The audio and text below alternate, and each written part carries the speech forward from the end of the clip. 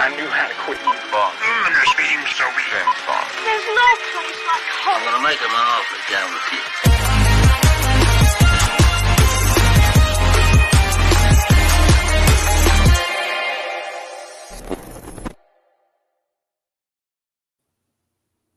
And welcome to another episode of Gone with the Wind. We're talking about the winners and that from the show itself of the Oscars last night. But we've got a great panel here. We've got Dan here. Dan, how's it going? It's going great. I'm still reeling from some of the craziness that happened last night. But you know, I just want to say, one of the panel members, it's their birthday today, and hey, what more can we be giving the birthday boy and a birthday present of talking about movies and talking about the Oscars? And happy birthday to Luis Mendez, the big 3-5. Lewis, how's it going? Well, yes, it is my birthday, 35 years old now. If everything goes as planned, another 35, 40, 45 years left. Happy, very happy with a lot of the Oscar results. For the second year in a row, the Oscars were my birthday weekend, and for the second years in a row, I thought they delivered for a lot of things that I would have personally liked and have voted for. So I'm feeling good, and I'm also feeling good that we're wrapping this thing up. I mean, as much as I love Oscar season, this thing should have been over in February, if you ask me. It really does feel like it's time to start talking new movies in 2024 and such. So I'm happy that we're going to start to finally wrap this up. See, I'm different on that. I like the fact it's been long because it's one of those ones, like, it gives us a little bit of a break between all the awards we get in January, and then gives us a little bit of a buffer there, there. But I mean, it's not the only one. There was someone else really happy about the Oscars, and it was this doggy. Yeah.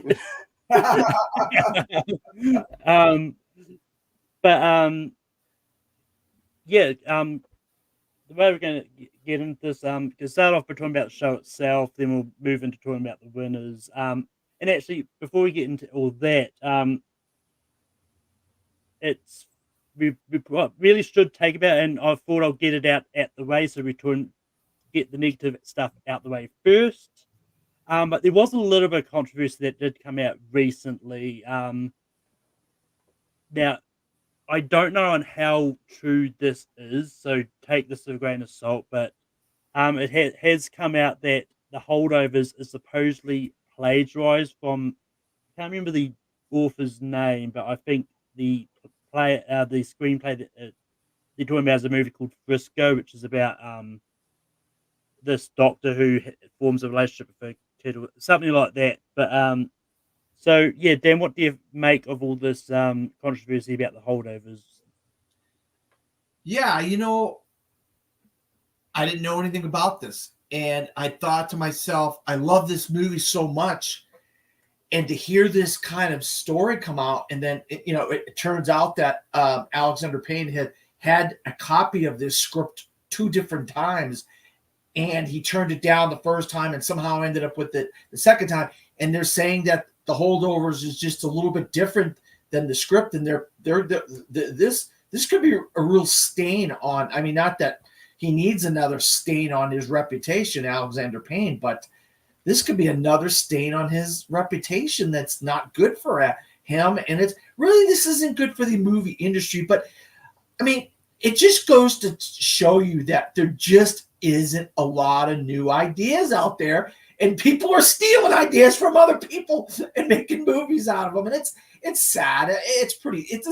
This is kind of a sad story that would crop up the day before the Academy Awards. It's like, oh my God, we don't need this. This is just not good. I wasn't a happy camper when I read all this stuff, and I'm like, oh man, this stinks. But and I feel bad for the people involved in the movie, but it's got to come out. I mean, the truth is going to come out, so we'll find out what happens.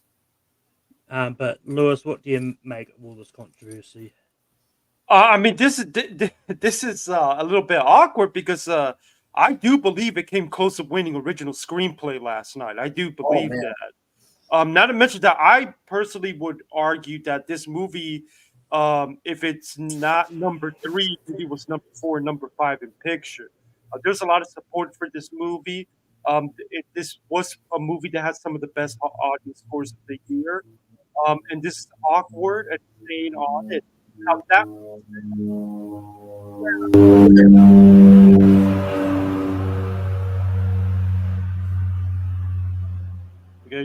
I just want to let that plane pass, but anyhow, and yeah, so I remember when where the news broke, and I did find it weird. Why did this not come out until 24 hours into the Oscar ceremony? We had already been through months and months of this movie being an awards player. We had nominated it, we had awarded it.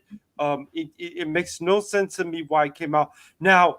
I will say I actually sat down, I read the article, and I read some stuff on comparing both scripts. I'm not sure if there is as much of a case here as for the person who claims that there is plagiarism. I didn't. I mean, there's some tropes there, but it's the kind of typical stuff that you would find in any movie. That's a coming of age tale.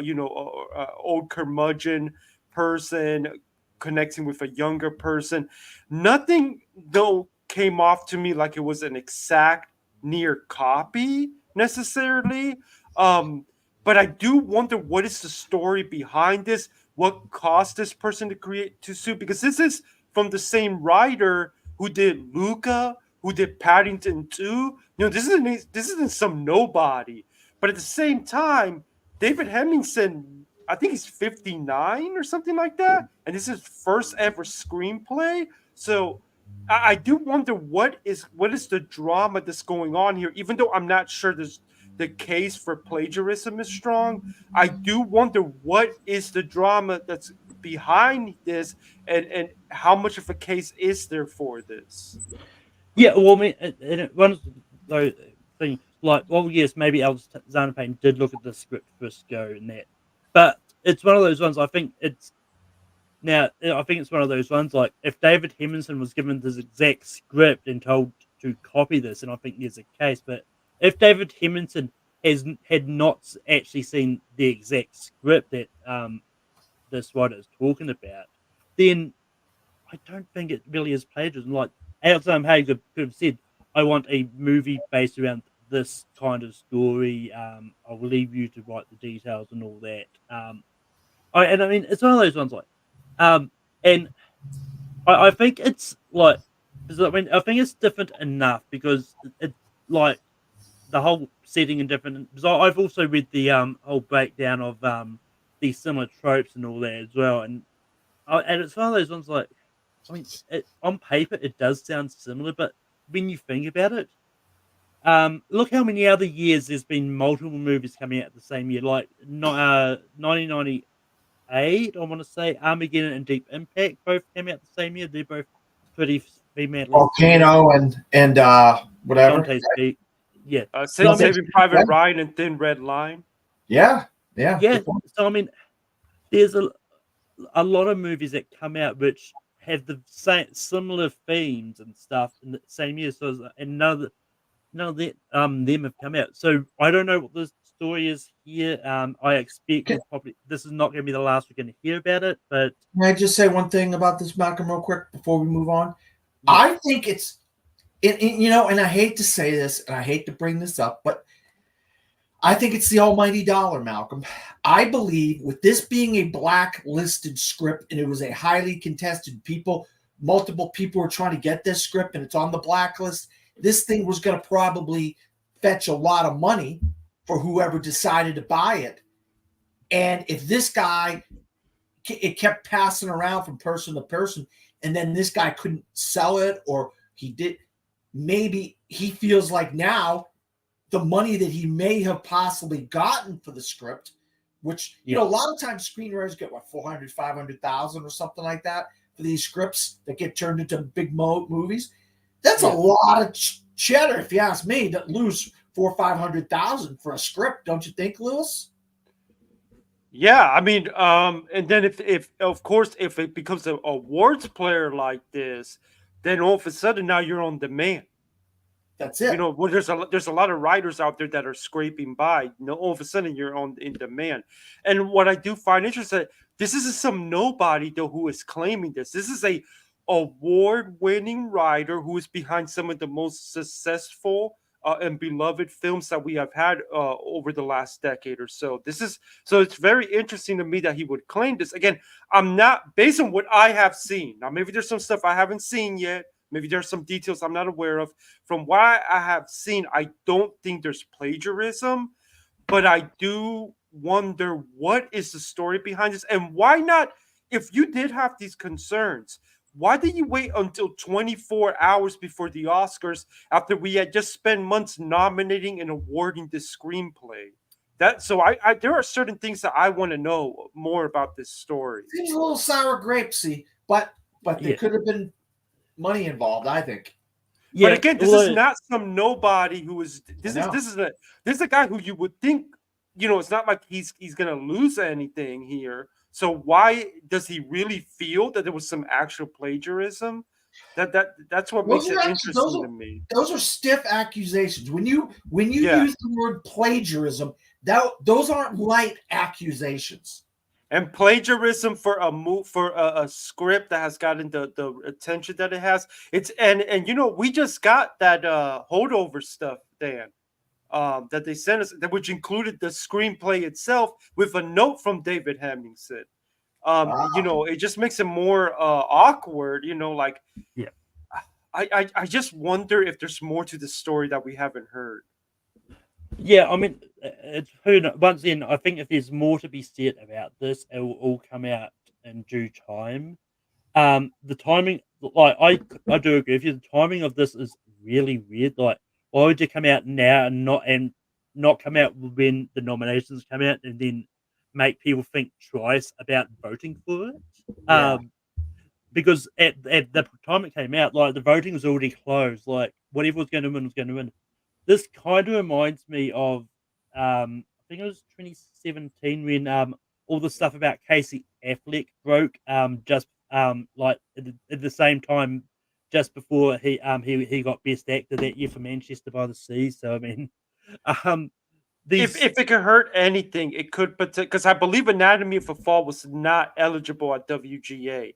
So at Yeah. WGA, holdovers does have a really good chance to win. So if anything, this could hurt it there. yeah. Maybe. But anyway, it's time to put all that behind us. And time to go thing. But so we're going to start off by talking about the ceremony itself. But Dan, what do you think about how the ceremony flowed and all that? I really liked. I would say I liked about 80 to 85% of the ceremony as a whole. I want to start off at the beginning where I feel like, and I'm not plagiarizing, I'm not copying from anybody, because Lewis and I talked about this last night. I was driving home from my party, my theater, and Lewis was driving home from his party at his theater. We both talked about this, so I'm not plagiarizing anybody. Oh, you just copied everybody else. I felt like when I was watching that show, I felt Jimmy Kimmel had a couple things that he kind of stepped in it a little bit. Like the whole thing, why bring up Robert Downey Jr.'s drug abuse and some of the, and even he's pointing to his nose, is like, that's a little on the nose there, Jimmy. It's like, why, Jimmy Kimmel? Why? And then the whole, is that your speech, or is that you got a penis the size of a triangle? What? I don't get it. Why? What's the point of saying stuff like that? It doesn't make any sense to me. And then the first joke he said, oh, it's going to be that kind of night, when he jokes about Madam Web. And John Mulaney brought up joking about Madam Web. It's like, why are you guys crapping on Madam Web? I don't get it. I mean, all right, yeah, Madam Web's not doing good. It didn't do good. It wasn't the best movie. Okay, why kick somebody when they're down? You know what I mean? I thought the John Cena thing was freaking hilarious. I loved it. I mean, it takes, no pun intended, it takes a set of balls to go out there and do what John Cena did. And John Cena is really becoming a guy that I'm really enjoying what he's doing in his career. The odd, wacky, kooky things the guy's done, and making fun of he wrestles in jorts, and everybody makes fun of him because he wrestles in jorts. I think that the thing that stole the whole show was I'm Just Ken. And I'll be honest, I thought for a second after that performance, oh my God, this might actually win the Oscar. They put more money and more production value into that song than they did all the other songs combined. And I thought to myself, oh, is this a sign that this thing might win, pull off the upset here? But it didn't. Obviously, it didn't. But also, breaking news as we speak. You love having Gone with the Wind air, and then we get breaking news. Al Pacino has come out and addressed the end of the ceremony, where he was going out there and he basically said, "My eyes see Oppenheimer." He was told not to say the names of the other pictures because they all had their little segments throughout the Academy Awards. But my thing is this: they always say the name of the pictures. Why would the 96th Academy Awards, they wouldn't say the name of the pictures? Come on, Al. Well, I mean, I will counter that. All right, counter that. Go ahead. Now. Well, no. I do agree with you to a point. But I think it's one of those ones, like, I think it's more of a slight time thing, because they also didn't say the nominees when they announced the winner for Best Original Song.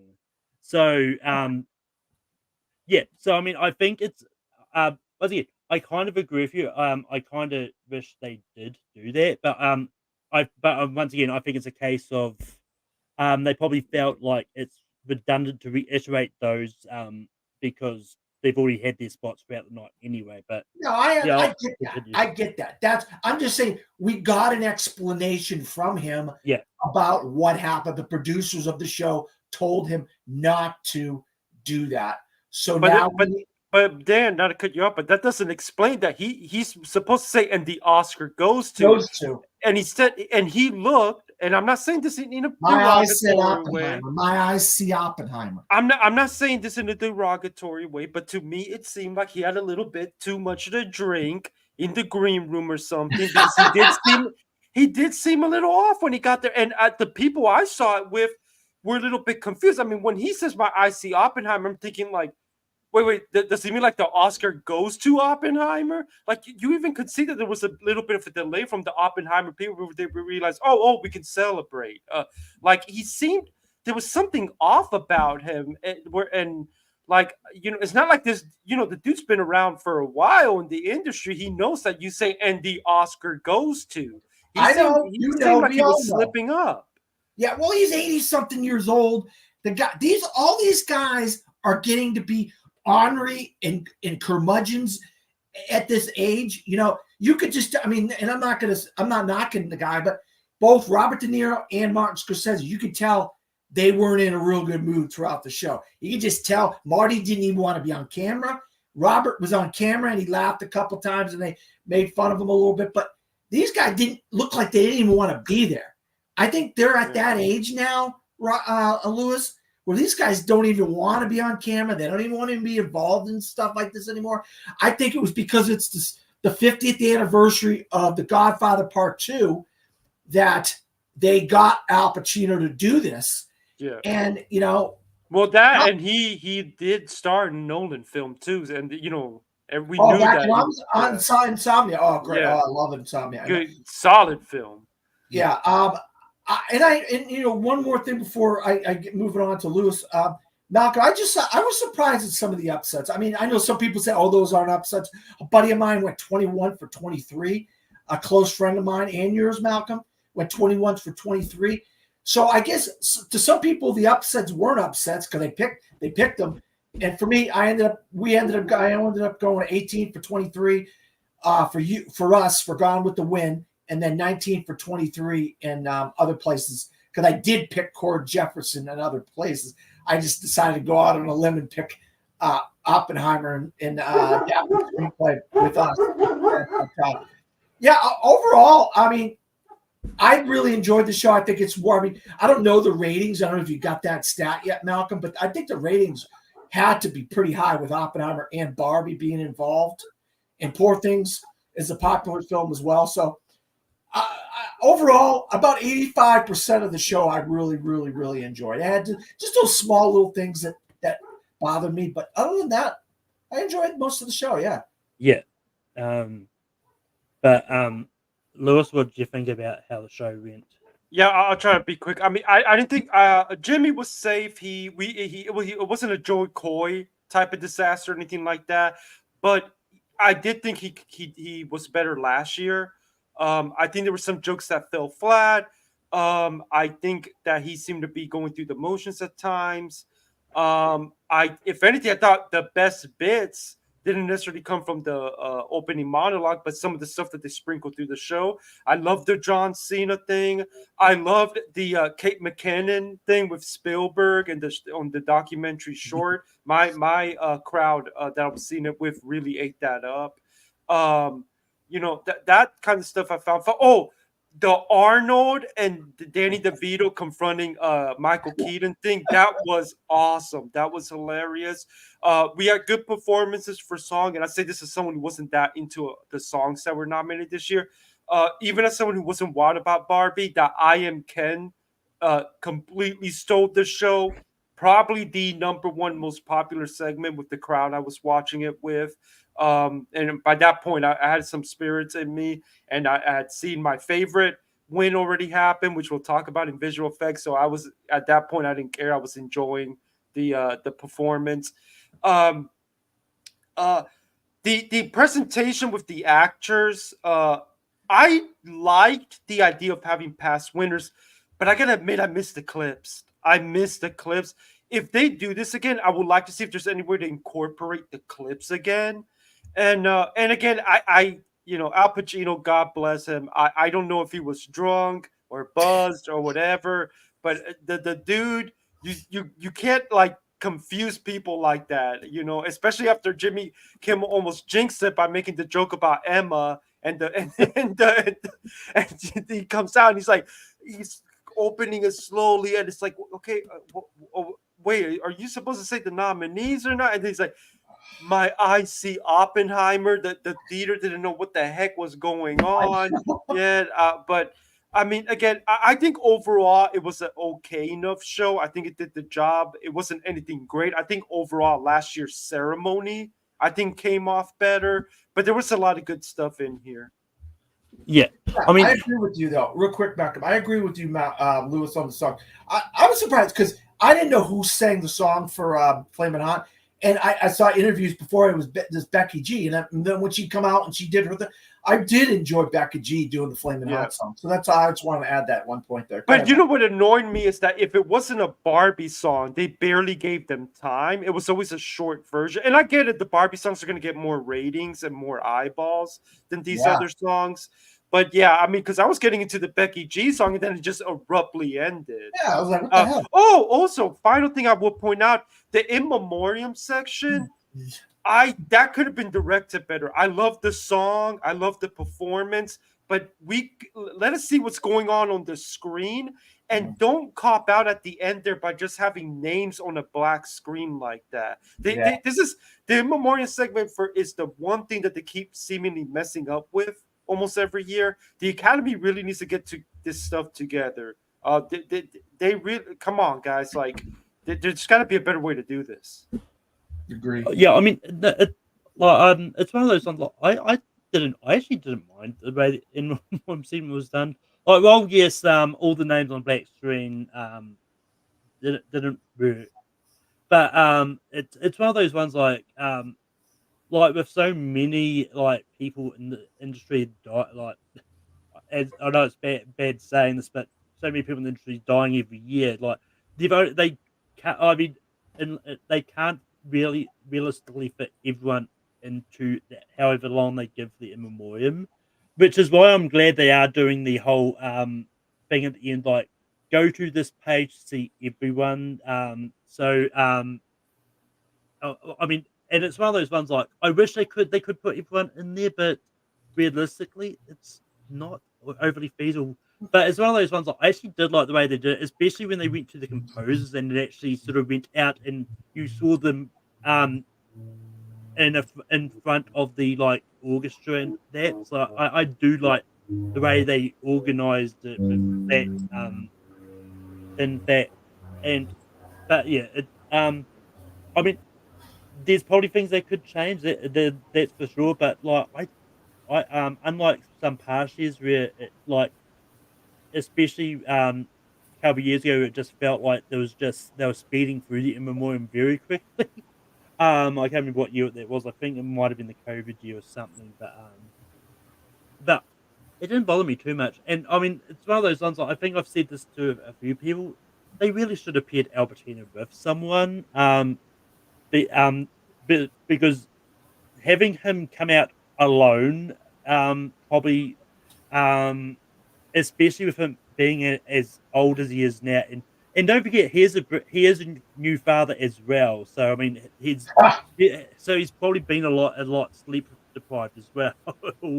Like maybe Diane Keaton or somebody, right? Like Diane Keaton, maybe, or Francis Ford Coppola. Well, I was thinking either that or Michelle Pfeiffer, because it is also the 40th anniversary of Scarface too. When you think about it. Oh, that's right. Yeah. But just someone who might have been able to help sort of control Al a little bit, because he did seem to be a mess. But overall, I actually didn't mind it, and it's one of those ones like I do wish like these songs got a little bit more, because I mean you can definitely tell some of them were truncated a little bit. But I think it's one of those ones I didn't mind the fact that the baby songs probably got a little bit more airtime than the others, because and not so much because of it's probably the big songs and that people know. But I mean, I'm just keen. I think is one of those ones that it needed to be as show stopping as it was because of the style of the song. And I didn't realize until someone pointed that out to me on a TikTok and that. But one of the people that was Ken in the movie is actually Chris Evans' brother. It was here, yeah. And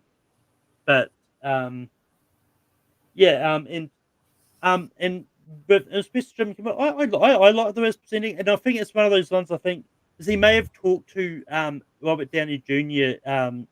Beforehand and go like I'm going to say this and this. The camera might pan to you, and if you want to make some kind of reaction, you can. And so, I think Robert Downey Jr. would have told him if he's going to go too far before he's going to say.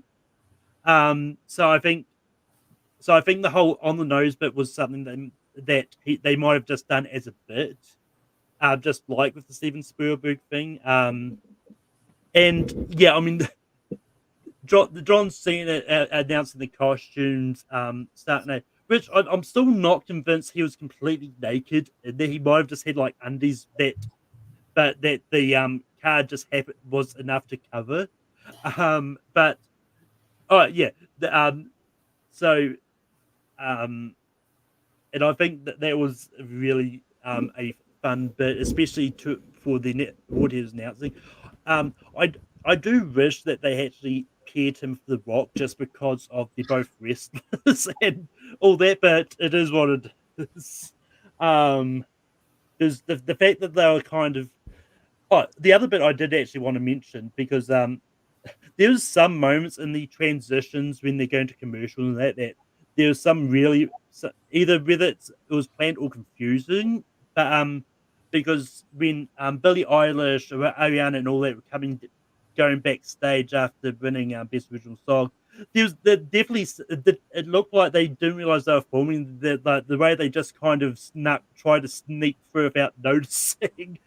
I just thought it was really funny. And I know that probably wasn't a bit. That might have just been a really, but that really worked. And and my small gripe is, don't give us a QR code so we can watch the speeches when we want.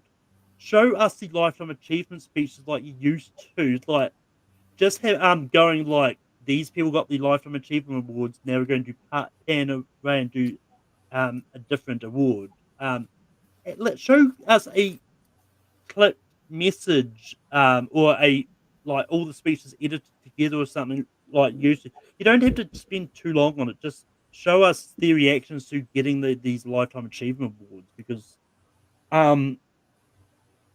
just pointing off going, these people got the lifetime achievement and then just moving on for your day. But I think it's a little bit disrespectful to them. And especially with one of them being Angela Bassett, who was already criticized. People were criticizing, like, oh, they only gave her a lifetime achievement because they wouldn't give her an actual Oscar last year. And yeah, and also like even though I did like the whole segment with Emily Blunt and Ryan Gosling showcasing stunts and that. I really thought that was going to lead into them announcing like from next year's Oscars or whatever, or in 2 years, we're going to start doing a award for best stunts. I had goosebumps, Malcolm. I swear to God, I had goosebumps. I was like, oh my God, they're going to announce stunt category. Oh my God. What the hell? Well, I was so upset after that. Go ahead, Malcolm. Yeah, and I mean, while I'm glad that they actually kind of did showcase and talk about stunts, and having Emily Blunt and Ryan Gosling do it is perfect, because especially if they're the Fall Guy that's coming out this year. And I honestly, I completely forgot they're both in opposite sides of Barbenheimer, but that whole little banter that they had was really fun, and that was funny. Yeah, right. But I think, and also just the fact that they allowed the dog from Miami Fall just to be in the audience. I think it was really, like, he had his own seat and like a bow tie. Those had to be fake paws, right? Was that somebody you think putting his paws together? Yeah. No, that was someone doing it for him. Oh no, I think it might have just been they trained the dog to do that, because Malcolm, they already got the picture out. There was a dude in the bottom doing the thing for him. Well, I mean, I still want to. I'm not listening to that. I'm still wanting to believe it's a trained dog. Malcolm loves dogs. That's why. Well, I mean, no, but I mean Messi's an incredible actor, so. Yeah, no, it's one of those ones like I don't. It's to me, it's not out of the ordinary that they could train the dog to do that. Like, well, yeah, it might have been someone on the seat doing it. That I get that, but to me, it's not too out of the ordinary to train a dog to be able to clap like that. But anyway, I'll tell you right now, I watch America's Got Talent, and last year's winner was a dog act. I could not believe what this dog did on America's Got Talent. I mean, incredible. This Italian guy with his dog, Hugo, or whatever the hell the name of the dog was. Incredible what this dog did. So trust me, I know dogs can be trained to do stuff. Yeah. But anyway, moving on to the actual winners. We're going to start with the visual effects category. And that went to Godzilla -1. Dan, how do you feel about Godzilla -1 getting the award for best visual effects? Look, I didn't expect it to go to Godzilla, because I thought, okay, this is a little bit too late. It's a little bit too late in the game. I don't know if people are going to recognize this enough. But that narrative that was cropping up, these guys, the amount of money it cost to make the movie, I should have realized not as much people had seen the creator, even though it was from 20th Century Studios and Disney. I kind of screwed up on that one. That was one of my misses that I should have. I don't know what it was. I thought, nah, these people they're not gonna see this late in the game, they're not going to be able to. But sometimes there's always one of those popular ones that you say to yourself, they're not going to catch on to this, right? And they ended up catching on to it. So that's and I missed it. But hey, those guys were great. I couldn't understand what the hell they were saying, but they were great. It was funny. They all had their Godzilla action figures and stuff with them and whatever. But I mean, I'm more happy for Lewis. It's his favorite movie of the year. He gets an Oscar for his favorite movie of the year with the visual effects. I don't think they're terrible visual effects. I just don't think they're the greatest visual effects.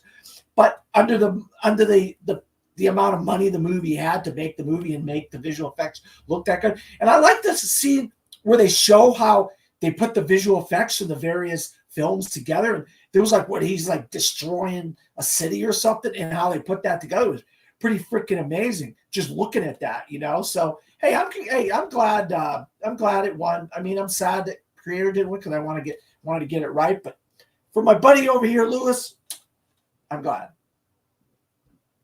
Lewis, what are your thoughts about Godzilla Minus One getting visual effects? Yeah, this was the Academy's present to me. This was big. I mean, I had predicted Creator because I couldn't get my head out of the fact that it had done so well at VES. But in hindsight, and me and Dan had talked about this in the prediction show. What the heck was that about it not being able to win with BAFTA? And Napoleon wasn't able to win with BAFTA. Like, that, to me, was a sign that outside of the visual effects branches, the voters, whether it be international or not, were just like, we're not crazy about these choices that you're giving us here. I think Creator would have been a worthy winner. Absolutely. But I think at the end of the day, and this is something that I think I learned when we talk about Best Actress and such, whenever you end up with these really close races where you're getting all this conflicting information, it's probably safe to just go with what is the most popular film, what is the one with the highest audience scores, what's the one with the most passion behind it. And Godzilla Minus One just hit on a level that I have never seen. I don't think we'll ever see again for a Godzilla movie.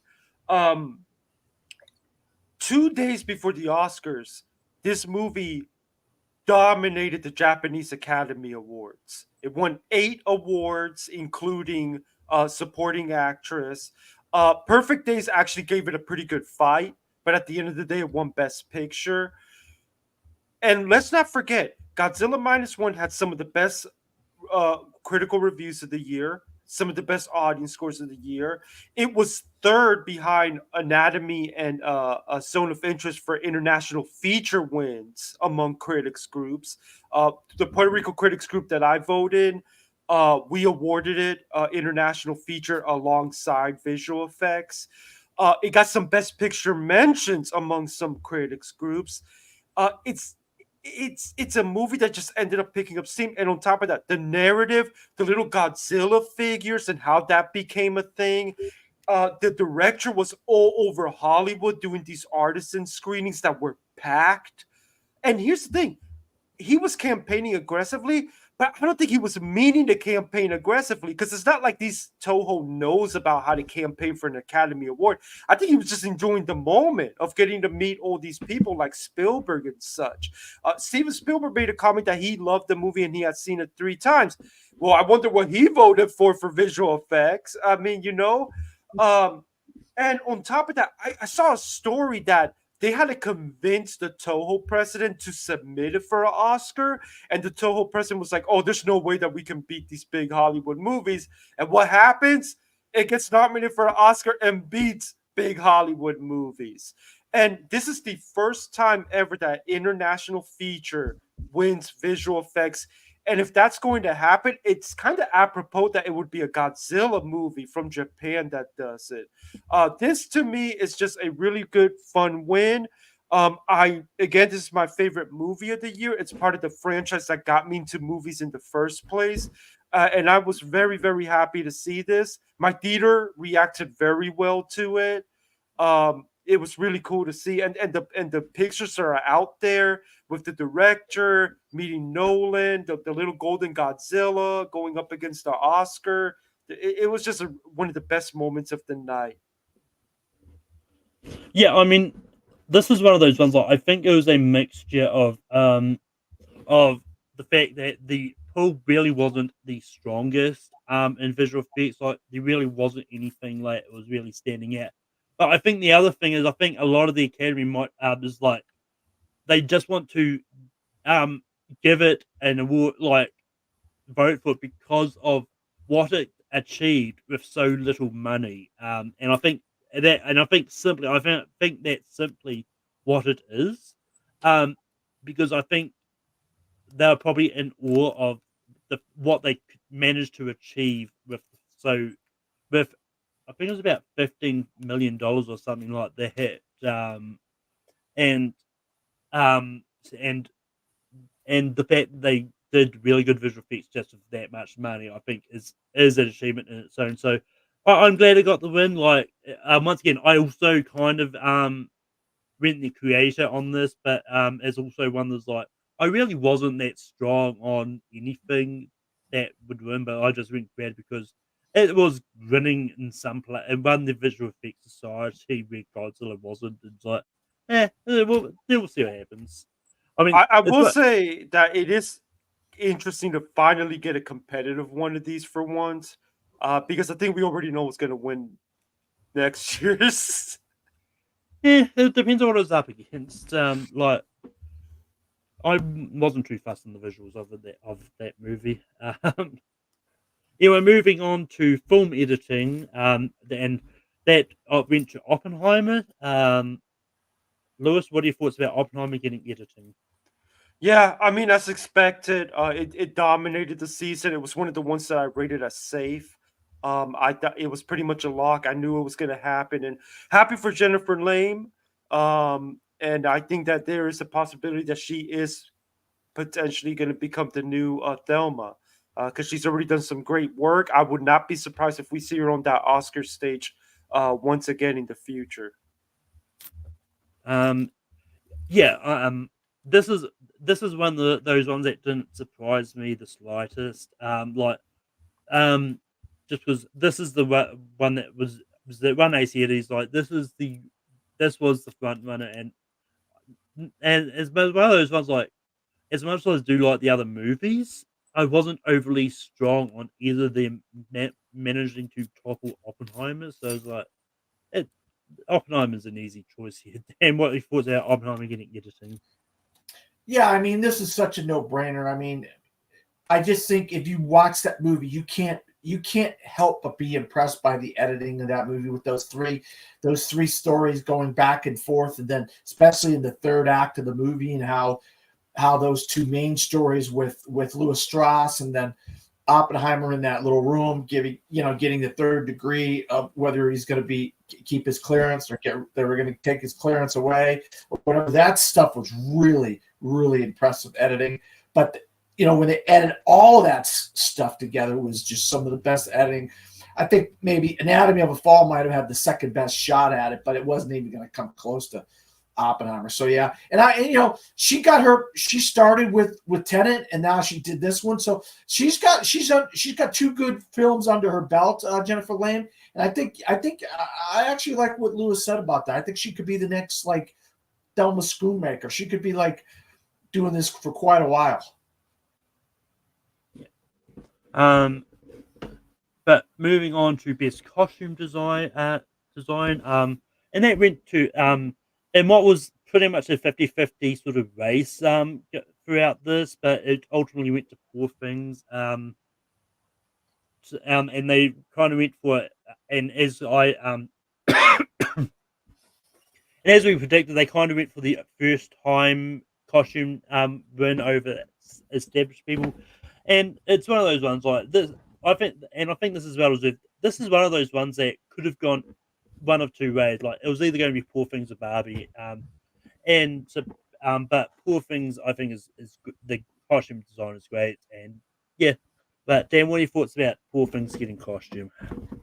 Yeah, I said, the predictions, our predictions show that I thought they would go with the new up and coming costume designer with the kind of the new costumes where they're making these costumes from scratch, these costumes that you don't know what they're going to be, and she had to use the book and try to create and I rewatched just before leaving to go to my party yesterday. I rewatched Poor Things, and I'm just was amazed at the costumes in Poor Things. And so I was glad she won it. And I'm not taking it away from the Barbie people, but I'm glad to see new people get up there and be, and that was the thing Jimmy Kimmel said too, is a lot of new people were nominated in the acting category. We had a lot of people in general, new people in general on the show that got awards and were involved in the show as a whole. So I like seeing the new faces, that we're going to see in the future that showed up for this one for the first time, And Lewis, what are your thoughts about Poor Things in costume design? I'm not as surprised as some people I've talked to about Barbie losing this, because Poor Things did win at BAFTA. And the fact is that since we shifted to the industry side of things, Barbie has not been doing as hot. Because as I was pounding the table for a year telling people, Barbie is well received and it's got incredible passion behind it. But it does seem to hit a ceiling at a certain point with the non-critic crowd. And Poor Things in comparison, I believe it was number 2 in Best Picture, personally. And I think there was some good evidence for that. And I think that at the end of the day, it's going to whatever's closer to winning Best Picture tends to win out in some of these close races. And I think ultimately Poor Things just benefit from that over Barbie. I think it was close. I do think it was close. I do think Barbie probably got a good amount of support. But at the end of the day, it went to the movie that, again, I believe was your Best Picture winner if Oppenheimer hadn't been around. So I predicted this, and it happened like I thought it would. Yeah, I mean, it's one of those ones like I've said this through all season. Like, costume design is pretty much a 2-horse race. Like, there's like, and as well, I have gotten debates with people like, oh no, Barbies definitely should win costumes. Like, it's like, yeah, the costumes are good, but Poor Things is right there as well. Like, they're both neck and neck. But anyway, moving on to makeup and hairstyling, and that ultimately went to Poor Things as well. Dan, what are your thoughts about Poor Things getting makeup and hairstyling? Yeah, going back to visual effects, I kind of dropped the ball on visual effects, but I'm also I will say this: I should have realized that without a contender in actor or actress, they weren't going to attribute the Maestro makeup to anything. Bradley wasn't a contender, and Carrie wasn't a contender. And without them being a contender, I think they wanted to go with a movie that had a contender in one of the acting categories. And ultimately, I think they just chose Poor Things because of Willem Dafoe. I don't know what else to say.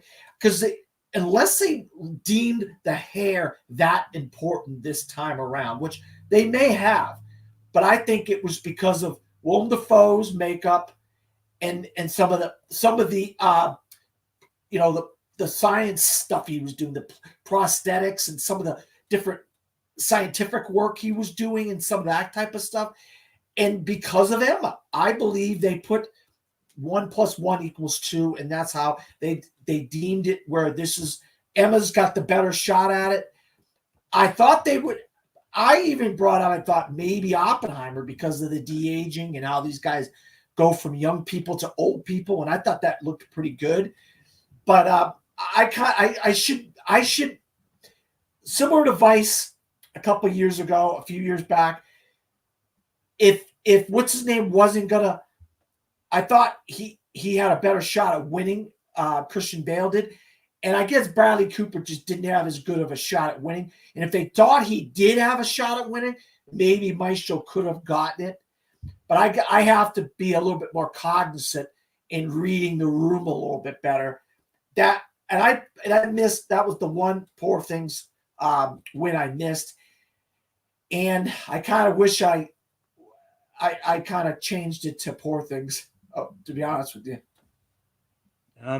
But Lewis, what do you think about Poor Things getting makeup in here? Yeah, I mean, I'm glad I got this one right, but this was very 50-50. I felt great about its chances in the other two craft categories, but this was the one that I really thought Maestro had a shot to win here, and I do think Maestro got some votes because it did do really well at the Makeup Guild. And by the way, that's something that we saw throughout the night, where we saw any minor upsets or whatever. Is that BAFTA seemed to be better at predicting this than the guilds did, which was a complete 180 from the year before. Now, does that mean that I think that all of a sudden something changed in who gets the upper hand? I don't necessarily think so. I just think that we had super close races. And when it got that close, it tended to trend towards whatever movie was stronger. Now, you and me, Dan, are Maestro defenders, but we also know that objectively it has the worst reception out of all the 10 Best Picture nominees. And I think that ultimately cost her, because while even people who didn't like Maestro liked the makeup work, they ultimately were going to get drawn to the movie that they were more passionate about, which was, again, the movie that I believe was number 2 in Best Picture, Poor Things. And I think at the end of the day, it was super close. But when you have the entire Academy voting instead of just the makeup branch, that's how you end up with something like Poor Things winning. And it only adds more to fire to the argument in regards to the situation with the acting and the makeup matching. And I think that's what ultimately happened. Which movie has much better audience scores? Poor Things. Which movie was closer to winning Best Picture? Poor Things. And I think that's why Maestro ended up coming up short in what I do believe was a tight race. Yeah, I mean, this is one of those ones that I did get this one, and it's one of those ones, like, as I've always said, like, as especially Poor Things, like, the Academy are probably looking at every aspect of it, because it is makeup and hairstyling. So, as I said, like, while, like, the case of last year with the Whale winning, where it was different, purely just heavily on the makeup side of things, I think this is a good example of it being a balance of makeup and the hairstyles of various things for whatever time period they're setting it in. And it's one of those ones, like, and it's one of those ones, like, I do believe that there was a real Maestro could have pulled this off and been like a sole win for Maestro. But I don't have any issues with Poor Things winning. Moving on to Best Cinematography, and that went to Oppenheimer. But Lewis, what are your thoughts about Oppenheimer getting cinematography? Yeah, this editing all over again. It was safe. It was locked in. It was pretty obvious that it was Hoyt's moment, and I think it's a good choice. Sweep all the way. No surprise here. Yeah.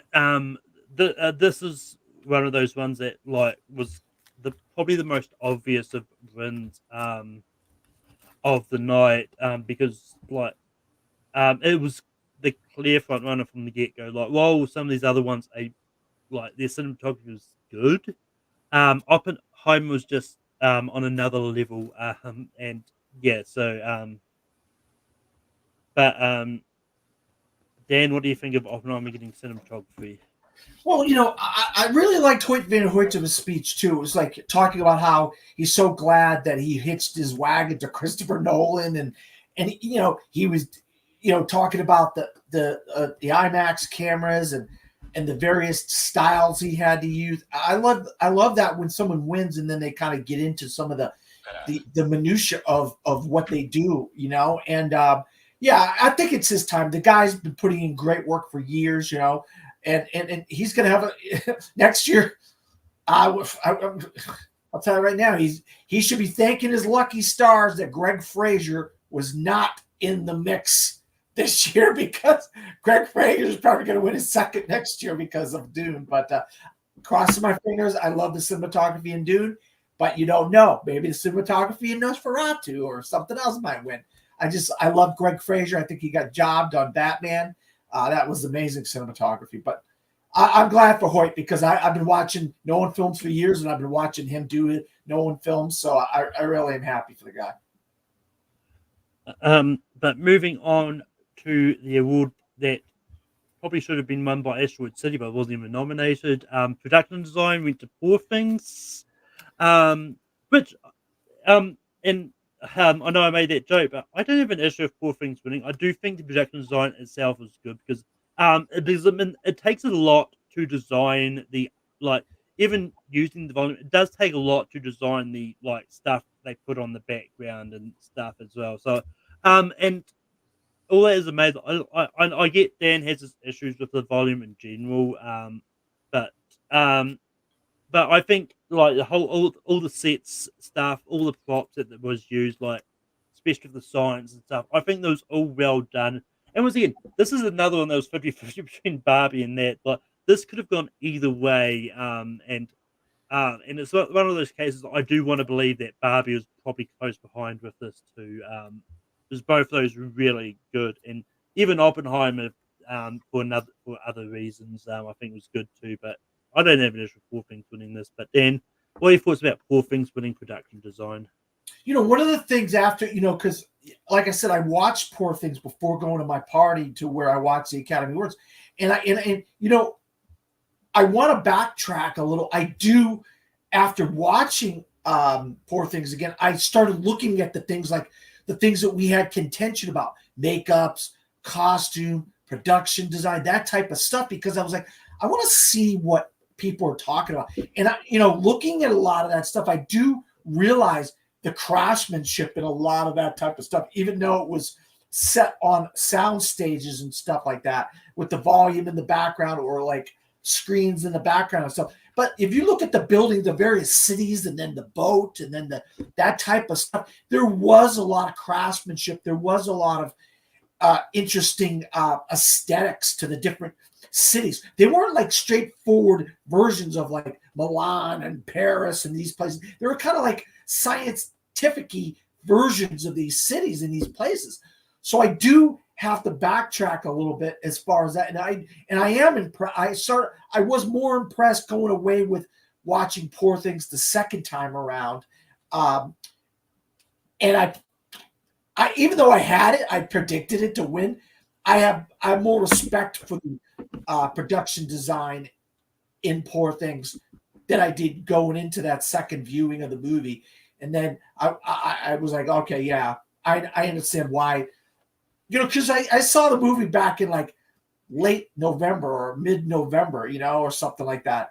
So it's been so long since I saw it, so I wanted to revisit the movie. And I got more out of it when I had a chance to see it yesterday. But Lewis, what do you think about Poor Things winning production design? There's a stat out there that I hadn't even known until after we did our predictions, that whenever you have 5 for 5 in costumes and production design, all but one time the same movie has won both. So me predicting Poor Things here as well, on top of its costumes, ended up helping me a lot. I think this was a situation, once again, close between Poor Things and Barbie, and ultimately the movie that was closer to Best Picture ended up winning out. I think this was just costume designs all over again, that helped Poor Things because it ended up being the stronger movie overall with the Academy. And I think it's a great win. Even had Barbie won, even though I'm not wild about that movie, that would have been a good win in my opinion as well. But the work in Poor Things is great. I think it's a worthy winner, and it was just a repeat of costumes, a close race between two movies, but the movie that was closer to Best Picture won out.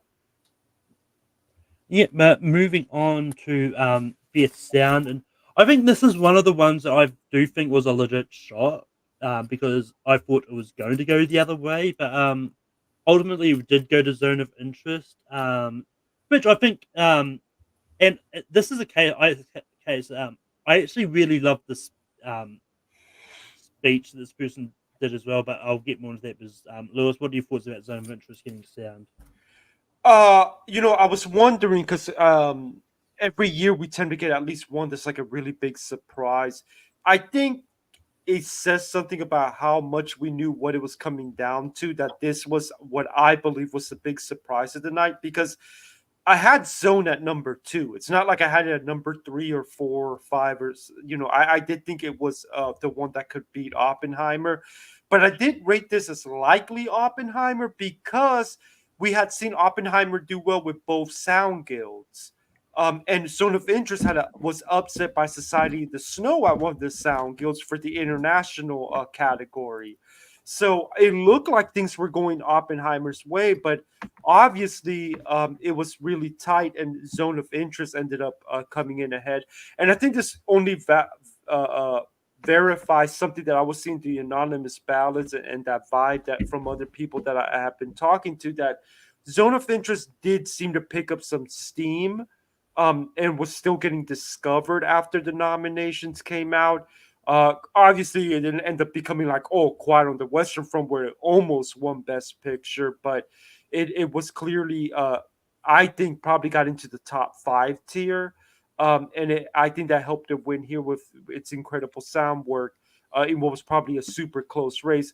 But if I had to say what was probably the biggest upset of the night, even though I wasn't necessarily shocked by this, I think this was probably arguably the big surprise of the night. And yeah, like having not seen Zone of Interest, I don't really have much to say about the sound itself. But it's one of those ones like this is one that came out of nowhere for the reasons that Lewis had said, because Oppenheimer was dominating those sound guilds and all that. But I think this is one of those things that because at the time when Zone of Interest was released wide, I think that the voting was still happening. So I think that probably helped Zone of Interest in this category, because people were checking this movie out before they voted and stuff. So I think the timing of it getting released right, I think, really helped as well. And this is what I really like. I really like these guys' speech, because it's one of those ones it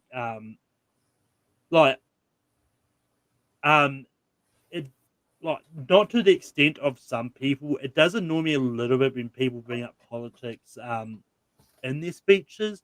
But I think with the type of movie this was, and especially with them saying they didn't know, and actually this might have been in the international features speech. Now I'm thinking about it, but either way, I'm talking about it now. And the way they kind of used it as a way to you look at what's happening in the world. This stuff should not be happening. We need to do something about it. And actually that leads me into something that I just remembered now, because I think from what I've gathered, I think the reason the Oscars were about 5 minutes late or something is I think there's a big protest happening outside the place where the Oscars were being held about Gaza and all that, because they're like, oh, you shouldn't be doing this while all this stuff is happening over there. It's there's on a lot of these TikToks I've been seeing, people have been making comments about something that I'm not going to delve too much more into that. But Dan, what are your thoughts about Zone of Interest getting best sound? Yeah, I want to kind of comment on the speech as well. But first of all, when they showed the clips of the sound from the various movies, if you remember, it was a flower, and in the background you could hear people screaming, and then those guys get on the stage and they say, "Thank you for listening to our movie." That to me proved why the Zone of Interest won. It is because the Academy actually went and listened and watched this movie and showed that this movie was a very good movie, and it had creative technological things about it that that they deemed worthy of winning. And once again, similar to visual effects and makeup, I just was on the fence with sound. I just didn't think, could this be a thing? Sound, could this thing actually overcome the odds and pull it off in sound? And it wasn't like I didn't think the sound was impressive, because I did. And I've always thought the sound in this movie was impressive. It was just one of those, which one do I want to go? Do I want to go with the overall juggernaut, which is Oppenheimer, or the little one? And I chose wrong. I chose the juggernaut instead of the little guy. But in hindsight, I really am impressed, and I'm glad that this movie won, and this movie's sound was able to get this recognition, so people could see that sound isn't all about explosions and lasers and space stuff, and it can be subtle and it can be very effective. And the people that saw Zone of Interest, like Lewis and I, we did come away being really kind of like affected by the sound design, along with the camera work and that cinematography and those type of technological things in the Zone of Interest. So I'm real happy for the people that won that award. I'm not happy I missed the category, but I'm happy for the people that won. So that technological, that feat of sound, what they were able to do, was highlighted at the biggest show of the year. And I'm glad maybe we'll get more of that type of sound mixing and sound design in the future. Yeah, but moving on to Best Original Song, that went to What Was I Made For from Barbie, and it's one of those ones like this one was pretty much like a given from the way everything was going in the lyricists and composers guilds and all that. And it's one of those ones like, while I do think I'm Just Ken was a good performance, I do think I will stand by my opinion, and I do think What Was I Made For is the better song. And it's one of those ones like, it is a like, and this is another one like similar to sound in a way, but this, like, as opposed to a credit song winning, this wasn't a credit song. This was in a really big moment in the movie. Well, I'm not saying I'm Just Ken wasn't. I think What Was I Made For was is in this nice moment where, like, with Barbie meeting her creator, and just sort of kind of coming to realize stuff about her. And I think, once again, I think that was the takeaway when people saw this movie, and I think this is the correct. And it's one of those ones like, it's going to put Billie Eilish in high demand to write more songs for more movies, especially with like the fact she's done like 2 songs within like 5 years that have won Best Original Song. Like, and I think she's only 22 or something like this. She's really young, and like, so like Billie Eilish is going to go places. Like, we're going to hear her name more times. She's not going away anytime soon. But Dan, what are your thoughts about What Was I Made For winning Best Original Song? Well, if you really look at this whole thing with the original song, I predicted 80 for Brady. I'll sit here and I missed that. I predicted 80 for Brady, but Flamin' Hot gets in there. Diane Warren gets in there. That was a nice performance of the Flamin' Hot song. I would have liked seen it go on a little bit more, but in a way, both Barbie songs won, if you really think about it, because Billie Eilish did her little thing with Phineas, and then it won the Oscar. But then the moment of the show, the moment that people come away talking about is Ryan Gosling doing I'm Just Ken.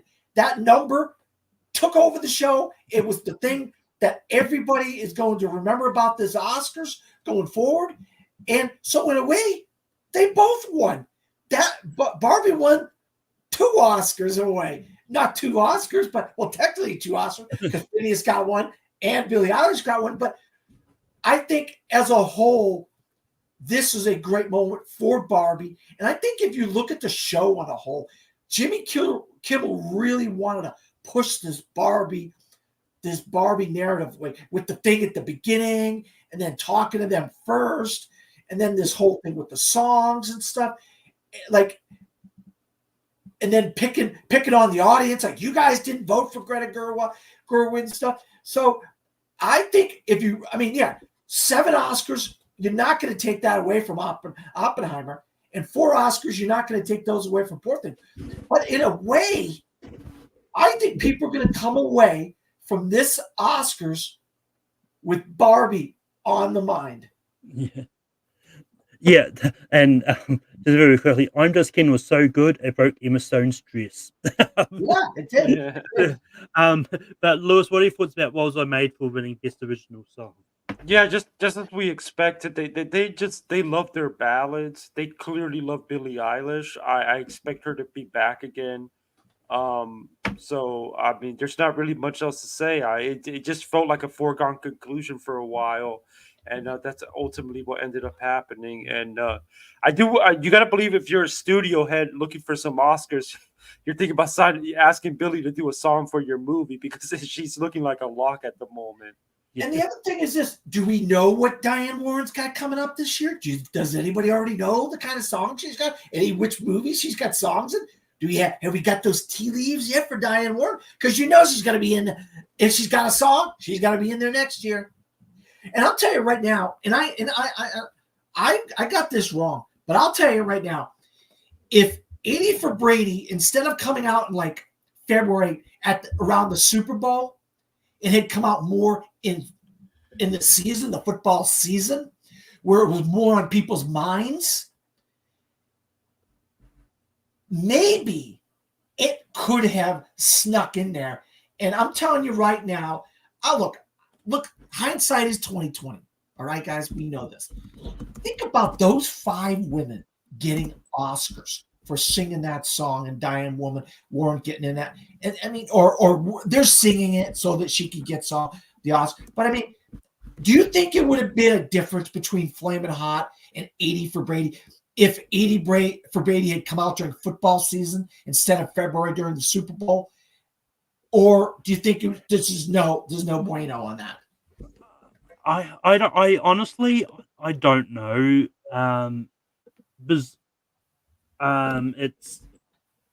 it's hard to say because like I think it comes down to if people even like saw 80 for Brady at all, because like to me it sort of seemed to come and go, because it seemed to be out and then disappeared, and so I don't know if releasing it close to Oscar season might have given it more sort of love, but it's one of those things we'll never know, because I mean no one knew that the Flaming Hot song was going to be eligible either. Yeah, you're right, Malcolm. Good point. But yeah, no, Lewis probably knows more on that than we would, because he's. I think Lewis mentioned it in a previous episode that someone told him that it had some preview screenings or something. 2 weeks. Yeah. 2 week. Run. Clayton Davis confirmed it that they did do the 2 weeks. Now I don't know what kind of crowds they got at that theater, but yes, it did have the qualifying run. Yeah, and it played at South by Southwest. It played at the Florida Film Festival, and it came out. I know it came out in June in theaters. I know that for a fact because I remember seeing it in theaters in June. So that's I mean, it's I wasn't disputing that. It was just one of those ones like. I think everyone was surprised by it because I think by the time it came out like on streaming, everyone else was surprised that it was eligible. But anyway, moving on to Best Original Score, that went to Ludwig Göransson for Oppenheimer. But Dan, what are your thoughts about Oppenheimer getting Best Original Score? You guys are talking about Billie Eilish and Phineas being young and how they got 2 Oscars. How about How about Ludwig Göransson? This guy's won for Black Panther, and now he's won for Oppenheimer. It's like, dang it, this guy's young, and he's already got 2 Oscars for a score. He's going to be the next John. If you're saying, she's going to be this massive person, how about he's going to be the next John Williams the way he's going, because this kid's already on fire. You know what I mean? But that score, I mean, it's so powerful, especially during the editing scenes where they're editing back and forth from the trial with Louis Strauss, and then where he was trying to get his clearance in that room, and Jason Clark's just giving him the business there, and it's just, you could see it was just rising, and it was so powerful. I mean, so many of those moments were just so powerful. It's the best score of the year. It was gonna win the best score of the year, and hey, glad for Ludwig Göransson. Young dude he's got 2 Oscars now, dude. The next John Williams, I guess. Hans Zimmer. Keep an eye out for Hans Zimmer this year, boys. Lewis, what are your thoughts about Oppenheimer getting best original score?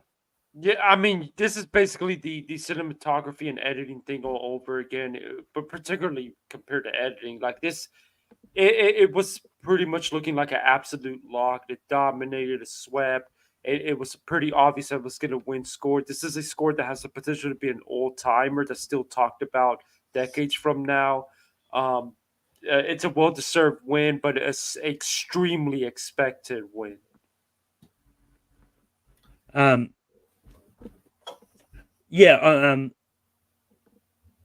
This is one of those ones. Like, it wasn't really that strong of a category, to be honest. I do like the Poor Things and American Fiction scores. I think they were good. Dial of Destiny kind of had no shot because it was basically the same score as the other movies. It wasn't really that stuff that was overly different about. I don't get why I was nominated. And Killers of the Flower Moon, I think, was a good score as well. But I honestly think like none of them are strong enough to take Oppenheimer down. And yeah, I mean, it's one of those ones. Like, I was a little bit worried that it might have gone to John Williams just because he's John Williams, but I'm glad it didn't. But moving on to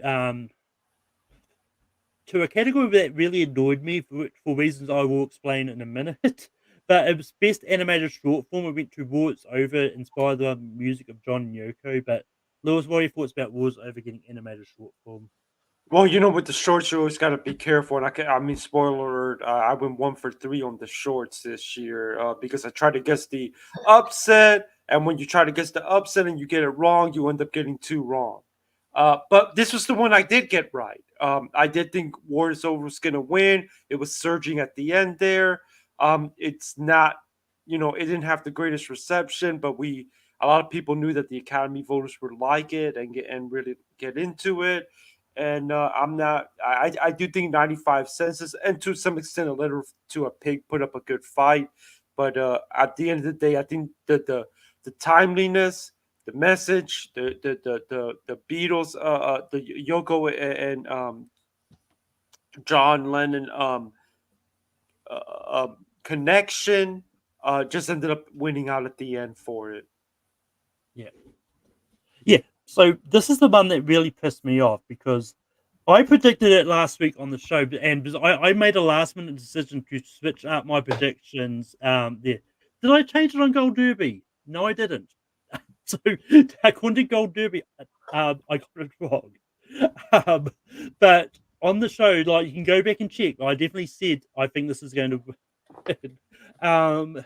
So you can. I either went 2 for 3 on shorts or 1 for 3, but yeah, but this is, but for all the reasons Lewis said, like the timeliness of this short and the fact like it's one of those ones like I think people may have voted for it because of the recognizable names of John Lennon and Yoko Ono. Whether or not a lot of people actually watch these shorts, it's hard to say. They may have voted for what they knew. who knows? But Dan, what are your thoughts about Wars over getting animated short form? Well, I think if they watched the shorts, they saw what I saw, and they saw that this is the best short, and it was the most impactful, the most emotional when I was watching it, and the animation was gorgeous. And obviously, with the song attached from John Lennon and Yoko Ono, and Malcolm, you got a thank you when the guys came up and accepted their Oscar for best sound, because your doppelganger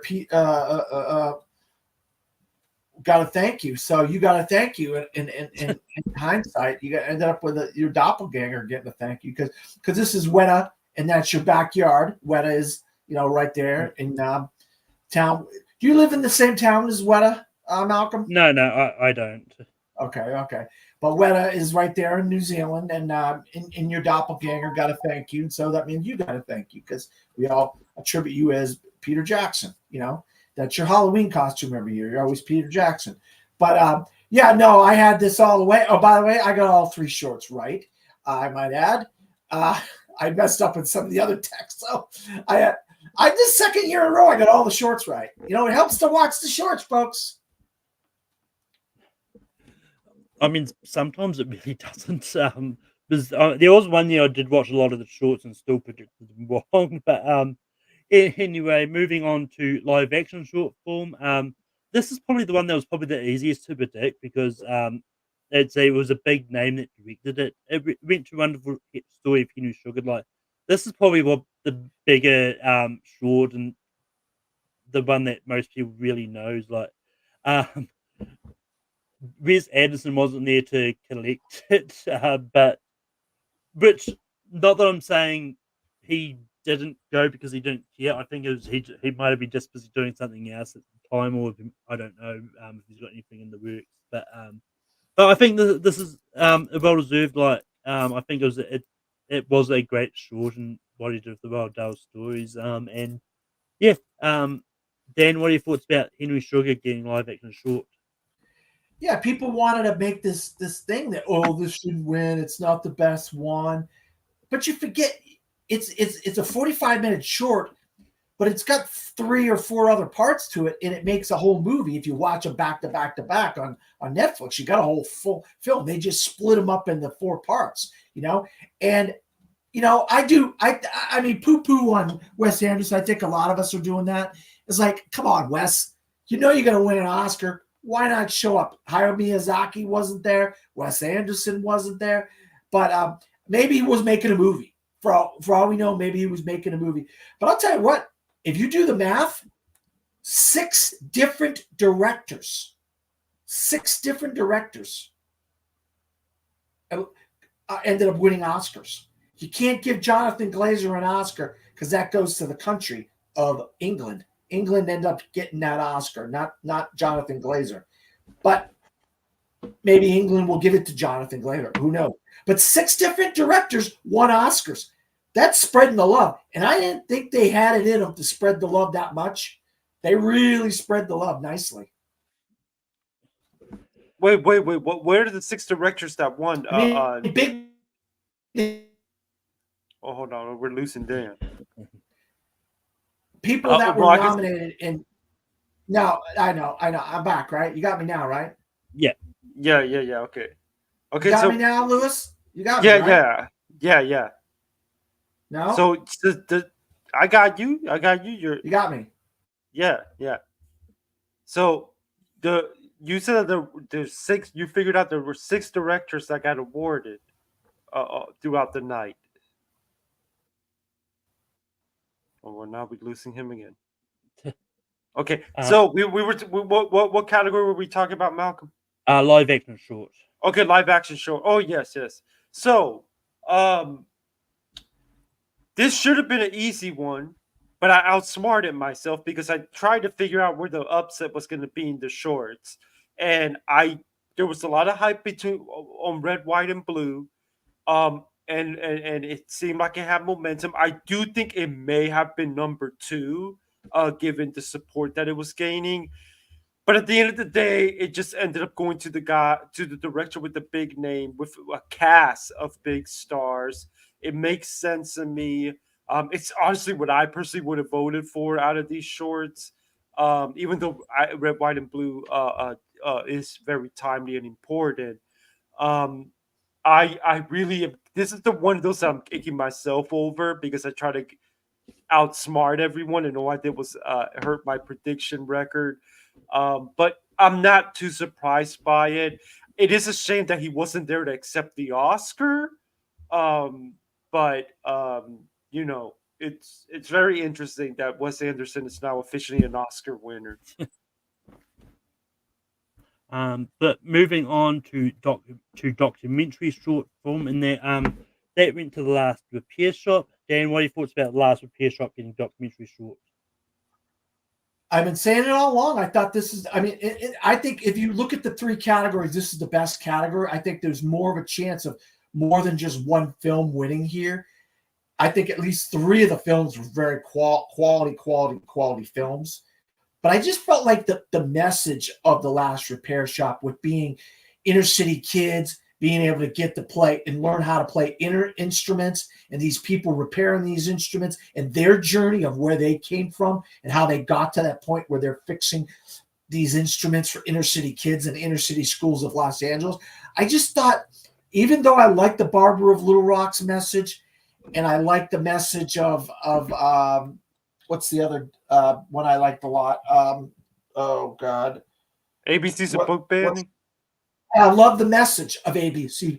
I mean, I love that doc. Personally, I love the message. They talk about one of my favorite books of all time, literally in that doc.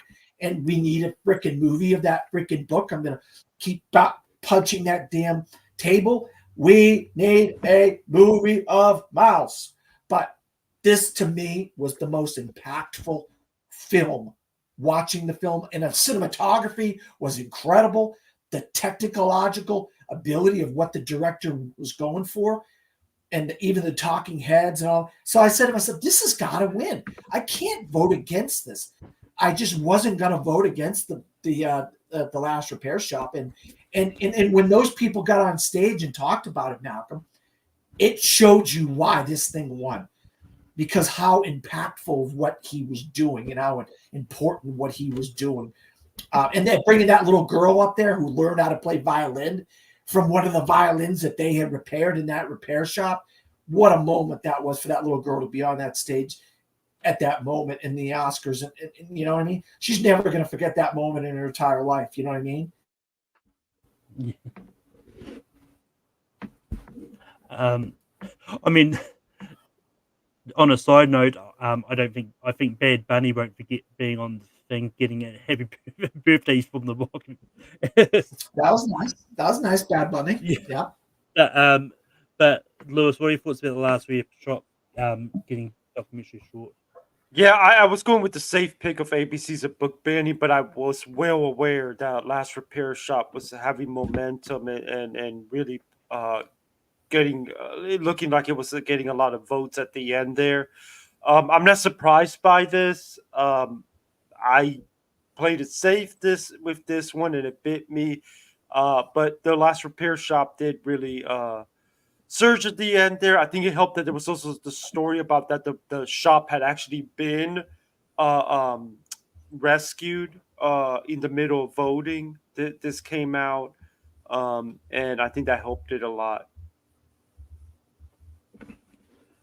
Yeah, like this is one of those ones that I could see going either way, and I went for the safe figure ABC's a book ban because I do think that both of those did have good messages, and this is one of those ones that that I also was like tossing up after the Deportation show, like should I change it, or should I just leave it? I ended up just leaving it. Otherwise, I probably would have changed the other one. But yeah, moving on to documentary feature. It went to 20 Days in Mariupol. And yeah, I mean, once again, this was probably the obvious choice here. Like nothing against the other documentaries. I think this is the one that's timely. And like from what I've heard, like it's just one of those ones that just watching it, you're just really impacted by what's happening in the documentary and them showing um Banned the books. stuff that Sorry, Malcolm. sh- showing the stuff that's been happening over in Ukraine and all that.